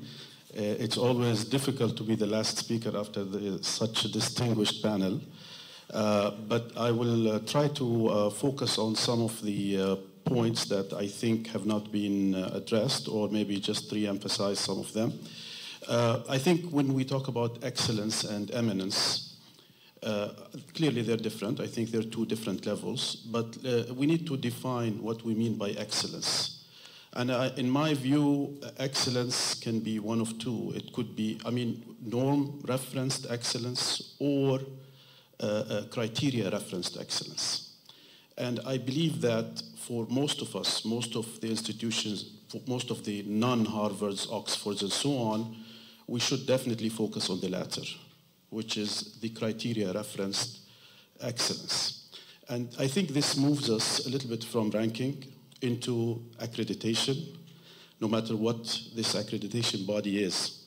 Clearly, international accreditation is always well defined and sometimes more sought than national or local accreditation, even though sometimes, believe me, national accreditations can be more difficult and much more laborious for universities to achieve. So why do we need this? We should have always aspired for excellence at any time. But I'm sure all of us in this room remember just about any country when it only had a handful of universities, and mostly government-based universities and so on, where a professor was like the king of his domain, There's absolutely no accountability. I'm talking about the third world and this part, Middle East and, the eastern part of Europe sometimes, and Asia, and Africa to some extent. When I was going to my undergraduate degree in Jordan, I went to school in Jordan for the first degree. We used to have the so-called one of the best universities in the Middle East, University of Jordan, where, believe me, we've never heard of office hours. Professors were in the third floor, and you almost go maybe once a semester, once a year or something, but there's no interaction because there was no accountability, yet the university was, quote-unquote, ranked as being top university in the region. These days have gone, like we no longer have this kind of legacy. Now there are thousands of universities around the world, actually about 30,000. I come from the United Arab Emirates, small, tiny country with about 10 million people. We have about 140 institutions, 140. 80 of them are accredited by the national accreditation, the so-called CAA, which is a very tough accreditation. The rest are branch campuses coming from well-known universities around the globe. So you can't really ignore excellence, you can't ignore accountability, you can't ignore self-assessment and continuous self-assessment, closing the loop all the time at all levels, right? I mean, leadership always have an excellent, strategic goals with very well-defined KPIs and so on. But then this has to transcend to the grassroots. Every single member in a university must have a similar, or must have, if you will, an objective, a set of objectives that link very well with the leadership strategic plan and so on. And there has to be a system where this is being revisited and so on. When we talk about the focus areas for excellence, beyond the strategic goals, KPIs at all levels and so on, I think one issue that we have, maybe some of us have not been doing very well with that, certainly not this university, because I think this university came, and kind of reaped the fruits from all experiences, and it started in good footings and so on. But I think celebrating and rewarding excellence is something that is very much needed. If faculty members and employees of the university do not feel that, all what they hear from the management is that we want to be the best university, we want to excel in this and that and so on, without, if you will, the last element in the chain, not feeling it, then they will not buy in it. They will not be a supporter of this vision. So that's one other thing. The other thing is engaging alumni. India, being a huge country, and every university, most of the well-established universities, I assume they have maybe hundreds of thousands, or maybe sometimes millions of alumni network. This is extremely important to tap in and to engage this network, because this is very well established in the West, but it's not so much in our parts of the world. So also when it comes to, somebody touched on research. I know this should be coming at a later, stage, but research, I just want to be a little bit more optimistic here. I happened to be a panelist a couple of weeks ago with Raj, and I just did a little research on India's research productivity. Purely numbers. I'm an engineer, so everything I say is well documented. Now, India is the 9th country in the world, number 9, in research productivity. In some fields, I'm talking about produced Scopus indexed journal papers. In some fields, like AI, for example, I believe it's number 3. Things that are related to IT and so on, we all know this. And so on, even health related and so on. So I don't think there is an issue with producing scholarly work. I think the issue is in focusing this scholarly work, consolidating this work for the, for the sought impact. Impact is not there as much. If you count, or if you look at the number of citations per paper, India doesn't come on the top, okay, as you know, when you compare it to the developed world and so on. So I just give you a couple of numbers here. The number of journal papers produced by India from 1996 until now, 20 years almost, is 1.4 million articles, Scopus Index articles, as opposed to about, I believe, 11 million by the US. This is very impressive, 1.4 million. Number of citations is 12 million citations, as opposed to 26 million citations by the US, number one in the world. Now, where it falls short is the number of citations per document.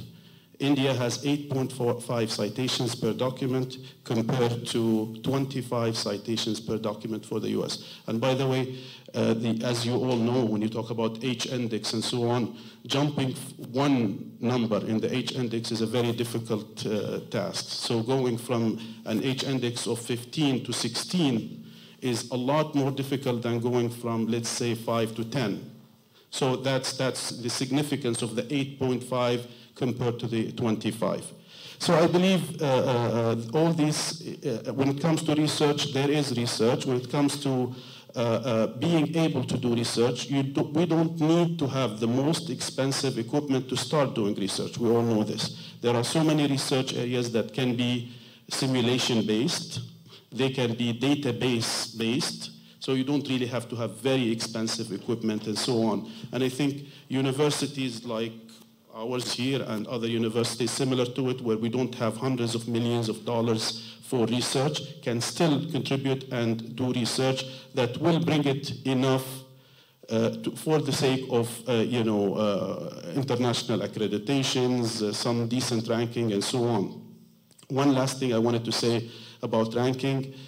I think the likes of Oxford, Harvard, MIT, and so on do not have to work for ranking, right? Ranking comes to them. And Professor gave a very good example this morning that Princeton got the honor of having one of the best law schools in the world that they didn't have, actually. But for universities like us in our part of the world, you will have to actually work very hard to tell your story. Storytelling is extremely important. I just give you a quick example. I come from a university that is Ajman University. It's in the United Arab Emirates, 30 years old, considered very old, by the way, in terms of a country that is only 47 years old. The university has always existed, has always been recognized as a good university and so on, but it was never, ever the focus of the leadership to go for internationalization, to go for ranking and so on. So I have been there only for 2 years with the Chancellor as well. So we put a plan, and in 2 years, we were able to bring the university to international ranking. Now, not the most impressive, we're on the 800th, but like Professor Rosenberg said, that's like 2%, the best 2% universities in the world. So storytelling is the most important thing. You have to tell these ranking agencies, these different ranking schemes, who you are and what you have and what you're doing.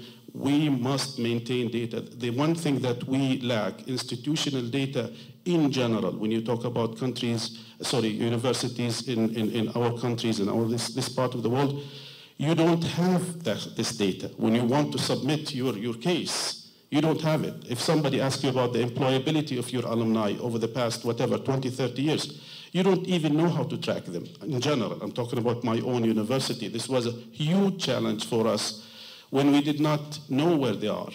Now we have about 15 alumni chapters all over the world. We visit them. I'm going next week to Toronto to visit our alumni in Canada. Maybe there are only like 50, 60 of them, but it makes a big difference for other purposes as well.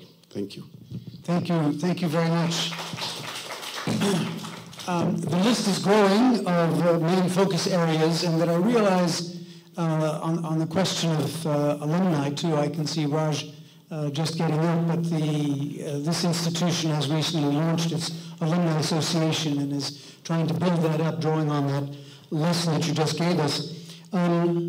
The second question that was to be addressed, I think, has already been addressed by everybody, and I would invite the speakers to add to it if they wish. The second question was to draw from the best practices of national and global institutions of excellence for the core learning of how higher education institutions can draw upon the experience of other institutions that have excelled. But we've heard many examples from Oxford, from Wellesley, and so on. And if you do want to add elements to that in the next round of responses, I would invite you to do so. But I'm going to try to allow time for interaction with the audience. So I'm going to group the two next questions and go in reverse order, starting with you, Khalid, if you'll agree, to move in this direction. And the two questions, which are, what are the institutional constraints that Indian higher education institutions are facing to transform themselves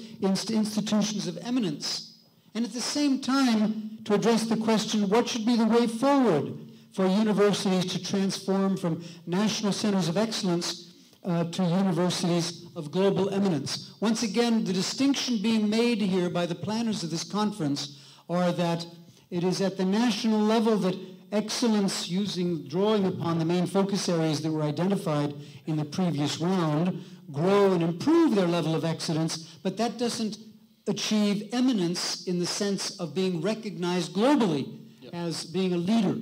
So the merged two questions here are, what are the constraints and what are the way forward to move from trying to improve things at the local level to achieving what is called by the organizers eminence at the global level. Would you like to take up those combined questions? I'll be quick because we talked about everything, but I think I'm an outsider to the Indian Institute, so I don't know very, very much except for that session a couple of weeks that I had to specifically address research.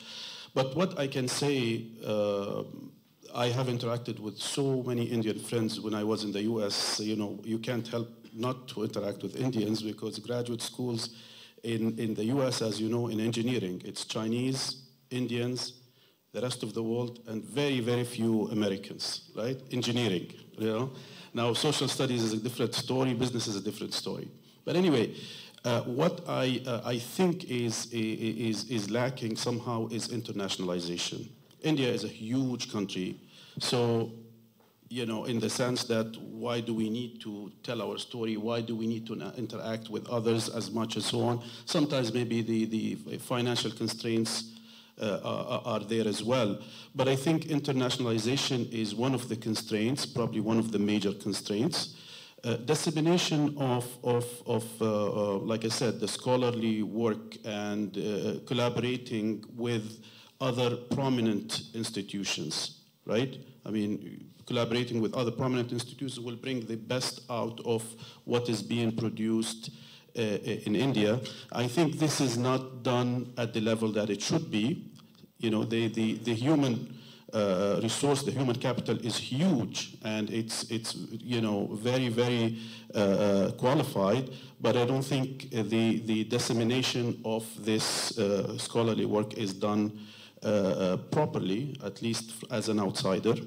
The other thing I think which is lacking is diversification. You know, it's always good when you have, you know, different point of views, different nationalities, and so on. I know this is difficult for some universities, but Jindal is doing it, you know, and I think this is why in 10 years they are able to reach what they reached, you know, in 10 years. It's phenomenal. So I think bringing talent from different parts of the world, it could be at all levels. I think India can be a magnet for graduate studies. And I don't think this is being taken advantage of. I mean, there is a huge market in Africa, Asia, and so on. And I think India has what it takes to be a magnet for such students who cannot or do not wish to go west. They can go east, you know. I give you an example, Dubai, you know, such a tiny little city in a tiny country, relatively speaking, has, like I told you, 150 universities. They're all populated. Of course, they're not hundreds of thousands of students in each university, but they're different sizes. They all have students.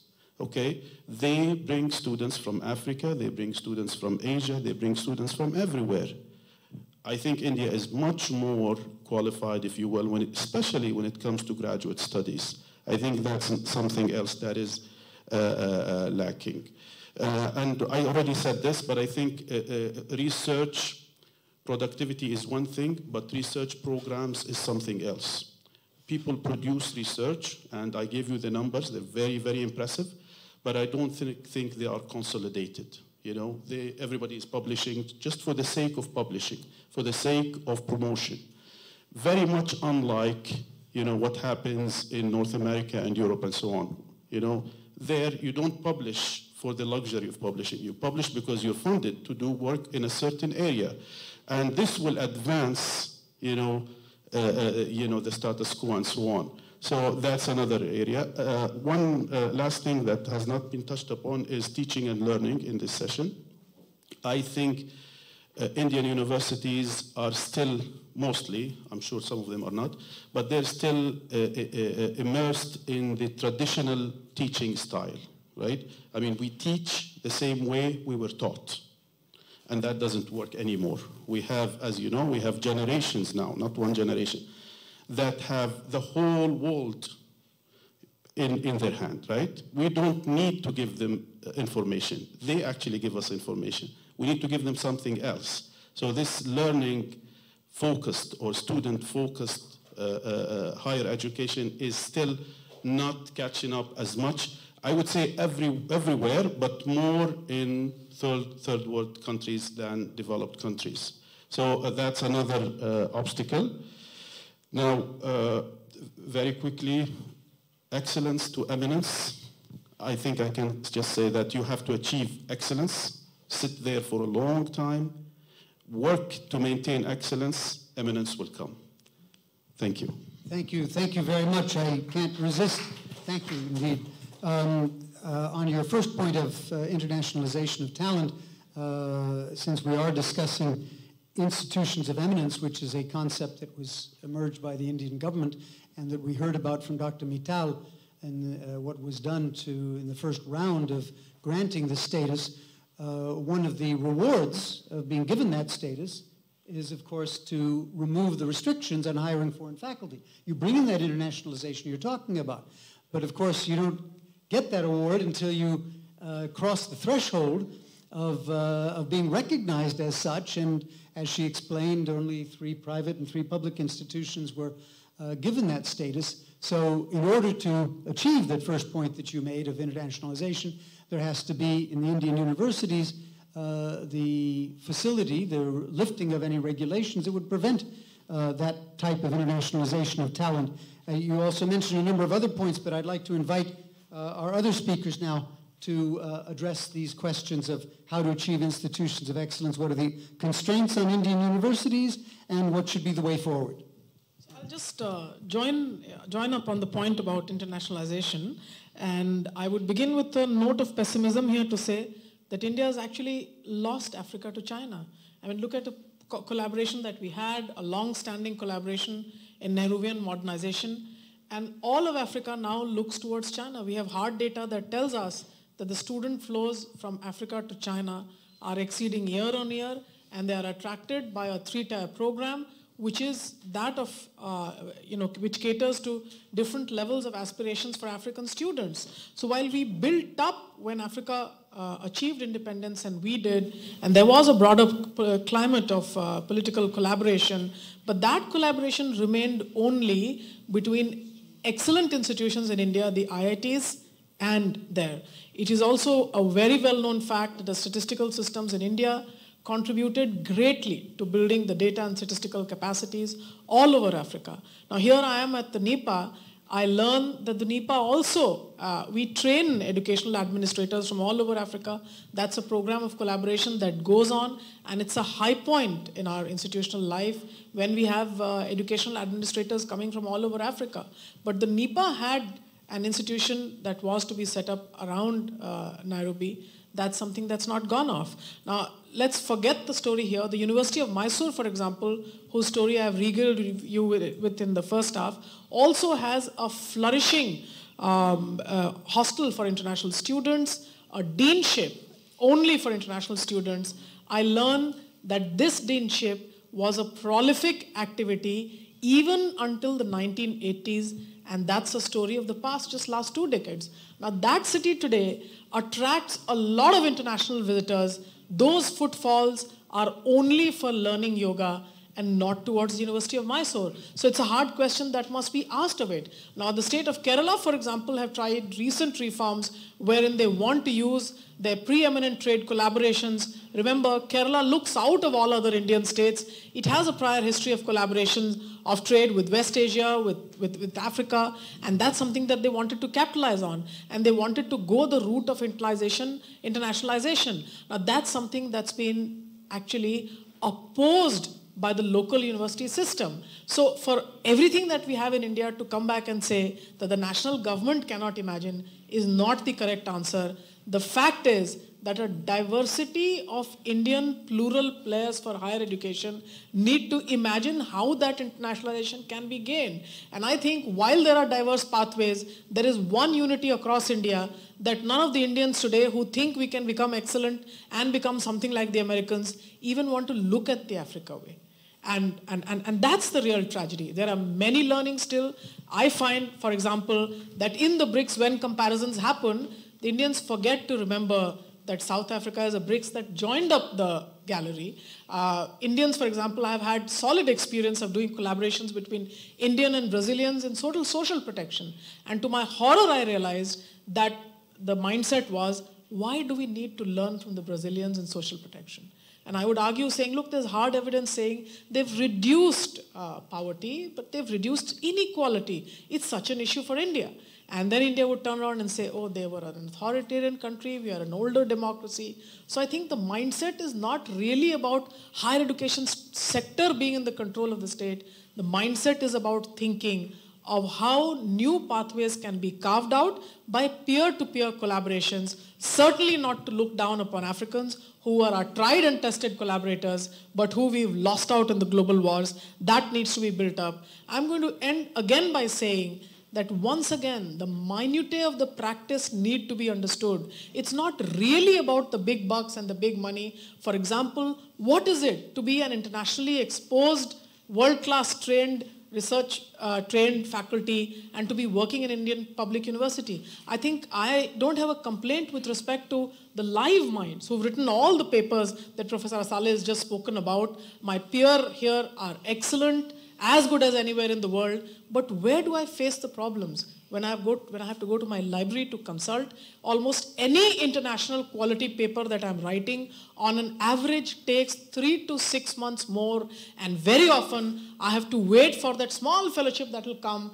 by my friends tweaking the ESRC grants and getting me back to LSE. Even that's not going to work with what Theresa May is up to, and going on Fulbrights to the US. So for working on papers for which fieldwork has been done in India, for me the best bet still remains that 1 month when I can go back to LSE, or 1 month when I can go back to my international collaborators, and if I'm not on an international network of researchers, I don't come up to those levels of quality. Most often we are moonlighting. Friends are sending us articles, journals. Now you go back to the librarian and tell her that, look, these are the ways in which this needs to be changed. Small software. If a survey were done of Indian universities that provide their faculty with bibliographic software, I think the results would say that less than 5% of high-level university faculty can use even bibliographic software. Therefore, what do I have? I have sweatshops in my room, outside my room, that are typing up, literally.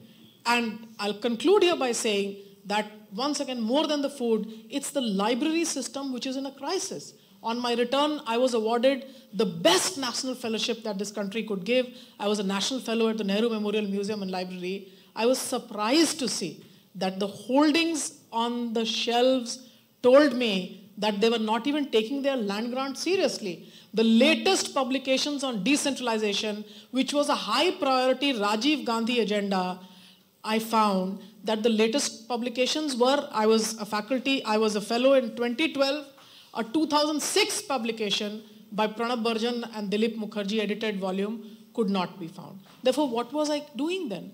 even to write on decentralization in India, I was going back to a Bolivian called Jean-Paul Faguet. I was going back to LSE to tell me that give me the latest holdings. Then I met the director and I told him that all of these holdings that you have here on your shelf, these physical assets need to be moved to a fetch department. You don't need to use precious land resources to turn an archive, a live library into an archive. Differentiate this. Boolean searches. Let's do an audit of Indian libraries. Boolean searches. How many libraries have Boolean searches? Don't have it. In an LSE library, for example, if I were going to the stacks to browse something, I would have the A to Z of that topic. So I don't even feel like wasting my time. And when I'm writing my papers, what's the best source for me to get books? There is a service called DelNet, which is a resource of Delhi libraries. So any book, the last 4 years that I've spent in the NIPA, any book that I ask for, my librarian knows for sure, oh, she's asked for this, we're not going to get it here. So they start Googling it on the DelNet, and they arrive 4 to 5 days later, by which I've already seen the Amazon or the Google or begged from my friends abroad. Now, as a faculty, I'm telling you that rather than the lofty ambitions of where I am on the scopus or where I'm here or there, I think the small minutiae of the practice, embedding the teacher as a knowledge professional to where he or she belongs, I think that that's the greatest gift. And that's not a governance change. It's a knowledge mindset change. Thank you very much indeed. I'm going to, thank you. I'm going to suggest, in the interest of time and creating some interaction, that we add to this continuation of the round the final question, which is, are rankings and benchmarking useful in the path towards excellence? So there are 3 things to be addressed: constraints, the way forward, and whether benchmarking and ranking helps. So, Robert, would you like to take over? Well, I think probably like a lot of us here, I have mixed feelings. As a number of people have said, distinguishing between excellence and ranking is that they might coincide, they might not coincide. Having said that, I think it's a question of thinking about a variety of different criteria which would be used in judging excellence. For example, we're talking here in terms of universities as a whole. Now, I don't know how it is in the States. I mean, it may not be so true now as it was at one time, but in Britain, certainly at one time, if I was thinking of going to graduate school, I would choose a department, not a university. For example, at one time, the best ranked, LSE was number 2, sociology department in the UK, which is my own field, was the University of Essex, which is a small university, one of the group of universities founded in the 1960s, Sussex, York, Lancaster, Essex, and so on. Small number of very strong departments, also a very strong department in political science, for example. Okay? The university itself, I don't think, ranks particularly high in any sort of pecking order, but the department did. And that had profound effect on student job hunting in the sense that you would be recommended by a supervisor who was well known in the field. So it wasn't particularly the name of the university, it was actually the name of the supervisor that pushed you, as it were, into the kind of best kind of positions. I think that is one thing. I mean, the second thing is, I also, a word of caution in a way here about this, not about the concept of ranking itself, but 2 things that I would mention. One is, most of our students are actually domestic students. We're talking a lot about the internationalization and this kind of stuff. And I would say 2 things. One is that international collaborations mean nothing unless you actually do something with it. I've seen universities which have 150 MOUs with universities around the world. So does anybody go? Anybody doing any research? Is there any funding for, you to go or me to go or to set up a project? And the answer is basically no. It's a sort of public relations thing that makes us look international without there being very much substance to the actuality of those things. When I say our domestic students, what I mean is not that every student shouldn't have the opportunity to, say, go abroad, okay? But many of them are not planning an international career. I taught at a university for a long time in Japan before coming here. We had about 150 relationships with other universities across the world. Almost all our students went abroad for at least 1 year, or a semester or 1 year. Now, those universities varied between some of the very highly ranked ones and ones that you'd never heard of. The idea was that the average student, or the slightly less than average student, could also have the opportunity to go abroad. You know, they would die in a top-ranked university, they wouldn't be able to keep up. But they could go to a lesser-known school where they could function adequately and still have that international experience, which they brought back. The other thing, too, is one of the things that worries me, and I think it's been mentioned this morning, too, I quite frequently get, many of you do maybe, emails from predatory journals. Would you like to publish your paper? We guarantee, you know, peer review, which I think means the editor and the dog. You know, we'll read your paper, you know, it'll be published within like 3 weeks or something in some journal which sounds like a quite respectable journal. But if you look at the name, it's not quite, no, it's not quite that journal, something else, right? There is an inflation of the, again, as somebody's mentioned, you know, the push to publish stuff which is not mature yet, simply to keep up one's position, as it were, in the pecking order. I think this has a very negative effect on the really substantive work. Not only because it distracts people from really substantive work. I mean, I had a historian colleague at one time who worked for at least 5 years on a single book, published almost nothing else during that period. When the book came out, it's definitive. But he wasn't pecking, you know, getting, you know, lots and lots of little journal articles out while he was working on his major piece of work. And I think we should also be aware of the downside of the, not the principle of ranking necessarily, but the kind of byproducts of it, which are not necessarily all positive in nature. Thank you very much. Mr. Kumar, any thoughts on the value of rankings and benchmarking? So, well, in terms of one of the major constraints that pretty much everyone keeps talking about, with some degree of truth to it, is the lack of resources and also the lack of funding for research. Now, that's a double-edged thing because we can always keep harping about it as a faculty, or we can try and do something about it. When you look at the models out in the US, the faculty does go out and get funding for his projects, and it ensures that the funding remains there for the period of the project, right?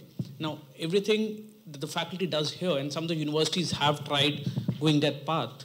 You know, most of the Indian universities, departments, and faculty go to the industry or people who have the funds to foster research, probably only for the placements of students. You know, we don't really talk to the industry for a good 11 months of the year, and then when the placement season comes in, we just go and talk to them, can you hire my students? I think this is a wrong way to engage with the industry, with the regulators, and with the society at large. You know, a lot of good ideas and a lot of good funding can come from collaborating with them on a regular basis, or at least interacting with them on a regular basis. I guess the other big problem that the Indian university system faces is you don't have a lot of support staff. You know, so for example, there might be faculty who've done something very innovative, but they really dread trying to apply for an IP simply because it's a long drawn process. They just don't know the ropes of it, and there's nobody in the entire university system who's actually going to help them do it, right? As a result, when it comes to you might have done some excellent research, you might have done, you know, created some innovative products, you can't really take them to a much broader audience, or you are not able to protect your, you know, knowledge. Now, these are things which have little weightage in the entire ranking system, but every single bit of score does matter. You know, when you're losing, for example, scores elsewhere. And the third thing is universities need to think of their own path to ranking. You can't just blindly follow what others have done. You have your own strengths. Those strengths could be in terms of specific research areas. Those could be in terms of your location. Those could be in terms of, you know, something very specific. So a very India-specific example, we have a private university called, we have a private university down south, I mean, not name it, it's by a religious leader. And the best way that, you know, they score very high on internationalization and research, simply because it's the followers of that religious sect who come in to spend 3 months or 6 months at the religious headquarters, and they're taking guest lectures. These are people from all over the world, the best universities. Now, is that something you could have thought of a USP? Probably not. But these guys are right up there in the rankings. They're in the top 800 in the world, or top 1,000 in the world in certain other cases, simply on the strength of this one thing of being able to attract people through a very, very different USP.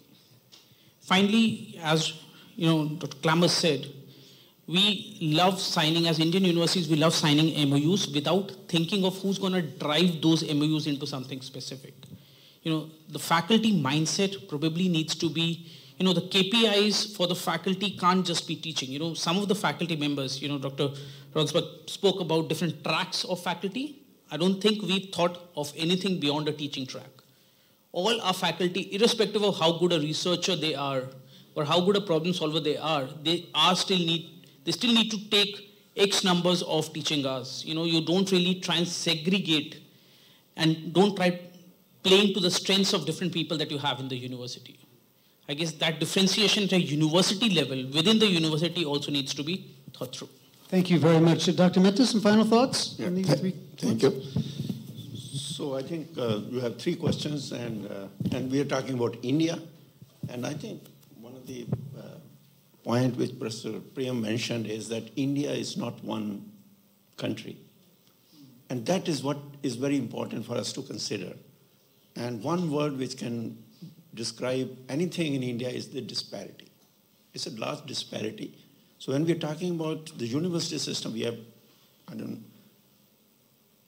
the solution or the medicine for each university, or at least for a different class of universities, have to be different. Some universities definitely require libraries. Some universities have very good libraries. So this is a very, very difficult question, and there could be a conference or workshop on this. But what I would like to mention is the third question, last question, which is there, how ranking can help the universities or institutes.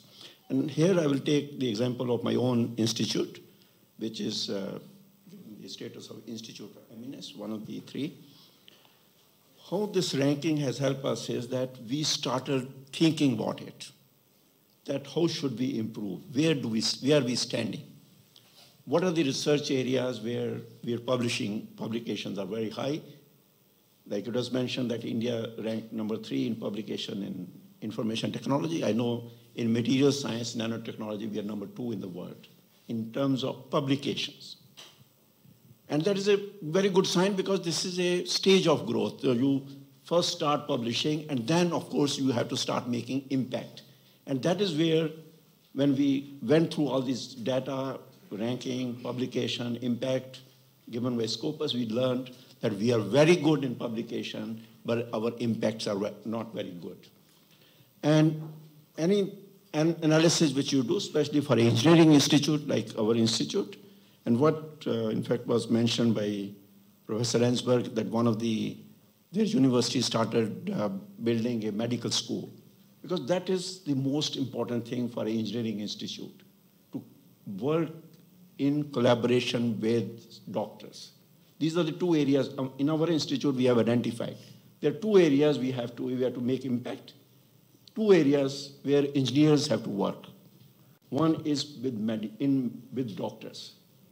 And one of our sister IITs, they started building a medical school, IIT Kharagpur. We just thought that we have the best medical school in India is 1.5 kilometers from our institute, All India Institute of Medical Sciences. So what we signed an MOU, but we didn't leave the MOU in paper, like most of the MOU left. What we said is we will start 50 projects which will be funded by, so these projects will be done by a professor of IIT engineer with a doctor who's a practicing doctor in All India Institute of Medical Sciences. We will fund our professor. All India Institute of Medical Sciences will fund their doctor. Money will not cross the boundary. Both of them will have joint PhD students, and they will not work in any area, which like we identified 2 or 3 areas which are important for India in medicine. And I can tell you that we have already 50 projects, that means 100 PhD students, which are jointly funded by, jointly working with engineers and medicine, because that's, for making an impact, this is important. What is the other area of impact which, if you have to work in India, especially Engineering Institute, is working for agriculture? Because our agriculture practices are I think, they're very basic. People and of course there's also disparity. And engineering innovations like can artificial intelligence be used for agriculture in India, for example. So we started another collaboration with Indian Council for Agricultural Research, which has around 70 institutes in India, working with each institute looks after a particular crop. So we are initiating the same kind of, we call it multi-institutional interdisciplinary projects with Indian Council for Agriculture. I think this is what we can do as an institute. And while sitting here with in Jindal University, and we have now a campus in Sonipat, which is just 5 kilometers from this university. I was thinking we should have the same kind of collaboration with Jindal University, where our engineering and social scientists can work together. And of course, the Vice Chancellor is not there. I wanted to say this in his presence, but I think we can discuss this. Here. I, as a member of the governing body, I'm applauding with both hands. Yeah. So a small point I would like to mention regarding internationalization. And I think it's a very romantic word for universities and academics, internationalization. But in India, I think we should also think about nationalization. Can IITs work, for example, with other universities? And in this direction also, because of this institute eminence, we took a step. I'm just talking about some success stories. We also have so many stories where we could not do something. So we visited all institutes which are called National Institute of Technology. So we have IITs, we have National Institute of Technology. We have one such institute in each state of India. There are around 25 of them. So our teams visited all NITs in last 1 year and we give lectures there. We offered a scholarship for the students from there. They can come and visit, and we will offer them travel. We can offer travel to their faculty members to come to our IIT. So I think this is not a solution for all the universities in India. Each university have to find out what they need to do, but this ranking process can help us in learning. It's like a self-education for a university, what it can do. Excellent. Thank you very much. I'm in a very difficult position. I had announced that I was going to allow time for interaction with the audience. I'm looking at my friend Dean Sudarshan, whose session is supposed to begin in a half hour, and we're supposed to have lunch in the meantime. So I would like to, in the interest of academic honesty, ask anybody who has a burning question for this eminent panel that I've been extremely privileged to be with.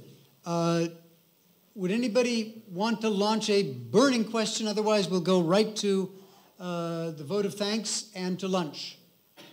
Thank you. All right, thank you very much. To our panelists, but I would request all of you to just stay for a while. Professor Murthy, YSR Murthy, please, would like to felicitate all of you. Thank you.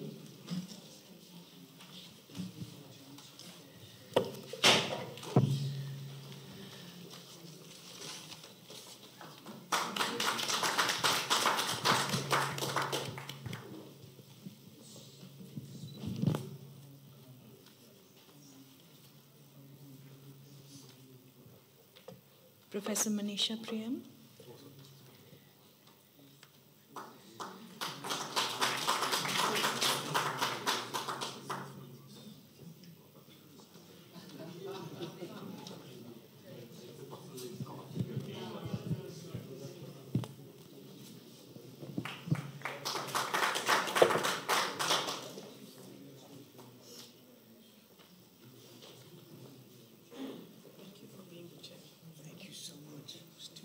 Mr. Suchinder Kumar.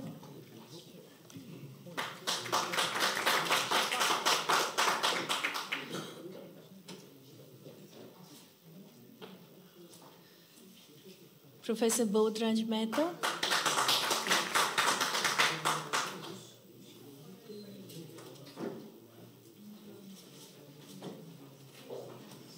All of you, please Now there's a adda space on. Just you have to climb down the stairs on the ground floor, and hopefully we'll all take lunch quickly and come up. The next session will be in half an hour. It's not going to be in this room. There's another smaller conference room, and this floor itself, as you walk out, it's called the Big Bang Conference Room, right to the left as you walk out. So after lunch, please come up to the Big Bang Conference Room. Thank you for the next session.